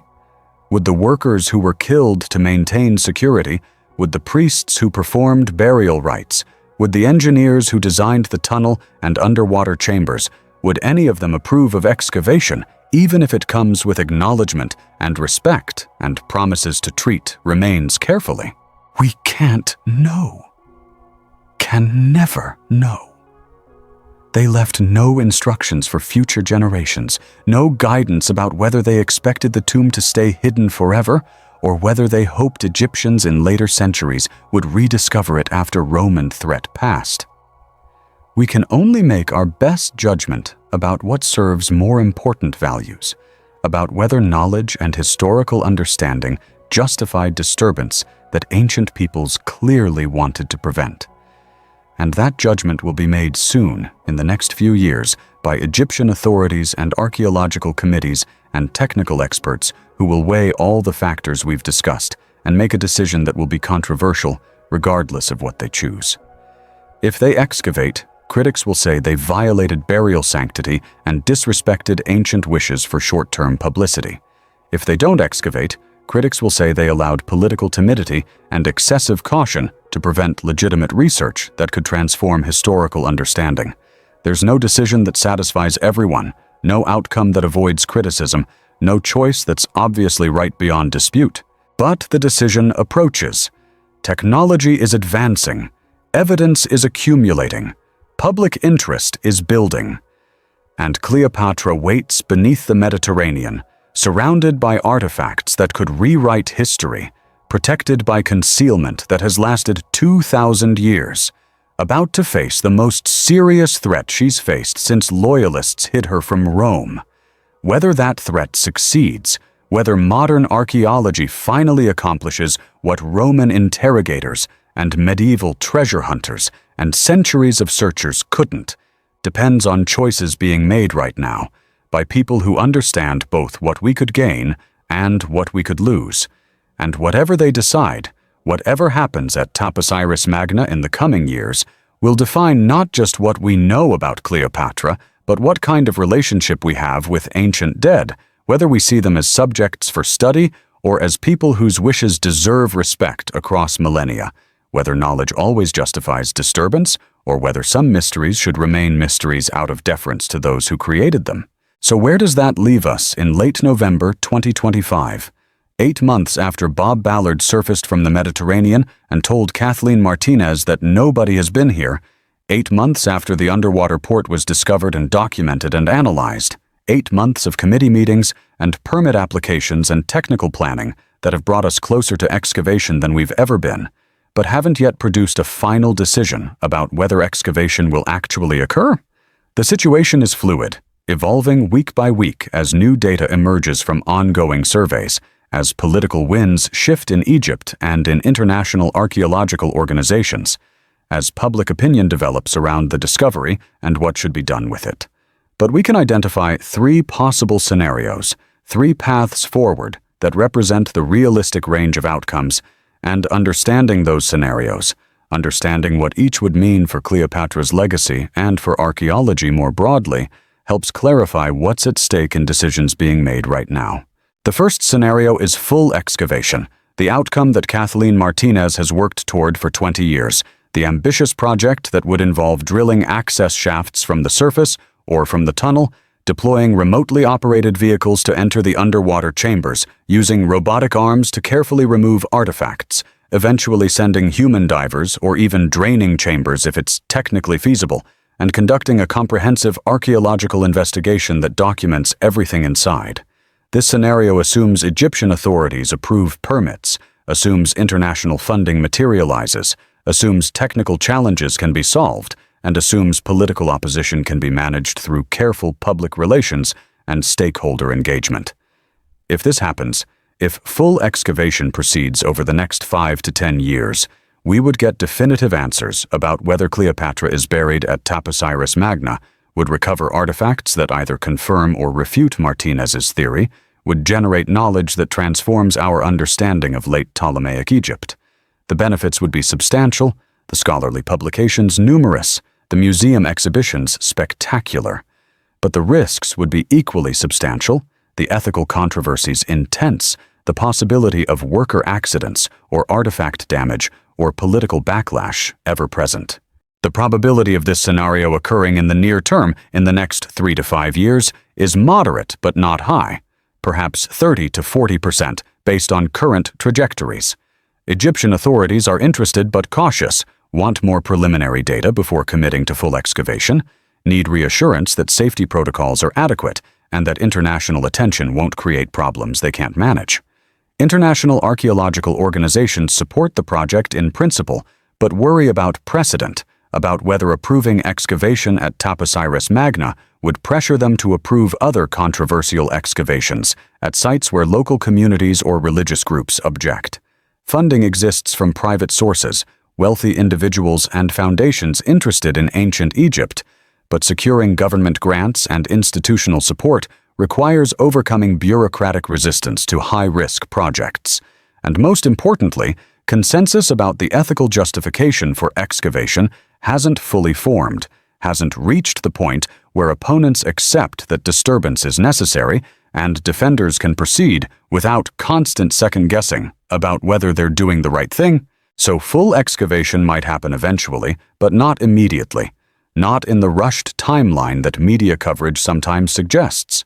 More likely, it would occur after several more years of non-invasive investigation, after ground-penetrating radar and magnetometry and other remote sensing technologies have mapped the chambers as completely as current technology allows, after Egyptian authorities have consulted with all relevant stakeholders and developed comprehensive management plans that address every conceivable complication. That delay frustrates people who want answers now, who see the tomb potentially deteriorating while committees debate, who worry that key evidence might be lost if excavation is postponed too long. But delay also reduces risks, allows better preparation, gives time for new technologies to mature that might make excavation safer or less destructive than current methods would be. And in archaeology, where objects have survived for thousands of years, where rushing often causes irreversible damage, patience is usually the wiser approach even when it's the less exciting one. The second scenario is partial excavation, a middle path between full investigation and complete preservation, an approach that uses remotely operated vehicles and non-invasive sensing to document as much as possible without human entry into chambers, without draining water or removing large artifacts, without attempting to recover Cleopatra's remains even if they're present. This scenario would satisfy some stakeholders who want confirmation without excessive disturbance, who believe that knowing the tomb's contents is sufficient without physically recovering everything inside, who value the compromise position between knowledge and respect. The technical approach would involve drilling small access holes, inserting fiber optic cameras and chemical sensors, using AI analysis to identify objects and materials from the visual and spectroscopic data, creating detailed three-dimensional models that allow virtual exploration of spaces that remain physically sealed. If this approach works as advocates claim it could, we would know approximately what's in the tomb, would be able to confirm whether Cleopatra is there, would generate substantial scholarly knowledge without the full ethical burden of complete excavation. The probability of this scenario is somewhat higher than full excavation, perhaps 50 to 60%, because it represents a compromise that different stakeholders can accept for different reasons. Egyptian authorities like it because it demonstrates archaeological seriousness while limiting risks and controversies. International archaeologists appreciate it because it advances knowledge using cutting-edge technology that could then be applied at other sites. Ethicists who worry about disturbing burials see it as preferable to full excavation, as meeting scientific goals while honoring the deceased's right to undisturbed rest. And importantly, partial excavation is reversible in ways that full excavation isn't, can be suspended if unexpected problems arise, can be expanded to full excavation later if partial results justify more aggressive intervention. That flexibility makes it attractive to decision-makers who want to proceed cautiously, who prefer incremental approaches where each step is evaluated before committing to the next. But partial excavation has limitations that full excavation doesn't. Virtual models can't fully replace physical access, can't provide the tactile information and contextual understanding that archaeologists gain from working directly with artifacts, can't answer questions about material composition or construction techniques or preservation conditions that require laboratory analysis of samples. If partial excavation reveals something unexpected, something that sensors can't adequately characterize from a distance, the project might stall, might reach conclusions that everyone knows are preliminary but can't be definitively confirmed without crossing the line into full excavation that stakeholders agreed not to pursue. And there's a risk that partial excavation satisfies public curiosity just enough to reduce pressure for full excavation, that we end up in a situation where important questions remain unanswered, but momentum for further investigation dissipates because the easily accessible knowledge has already been extracted. The third scenario is continued preservation, the decision to leave Cleopatra's tomb unopened despite confirming its location, to respect the concealment that loyalists died to maintain, to prioritize the dead's wishes over modern curiosity, to accept that some mysteries should remain mysteries even when technology makes them solvable. This scenario assumes that ethical objections to excavation prevail over archaeological enthusiasm, that Egyptian authorities decide the risks and controversies outweigh the benefits, that international pressure for preservation succeeds in blocking excavation permits, or simply that funding never materializes because institutions decide their resources are better spent on less controversial projects.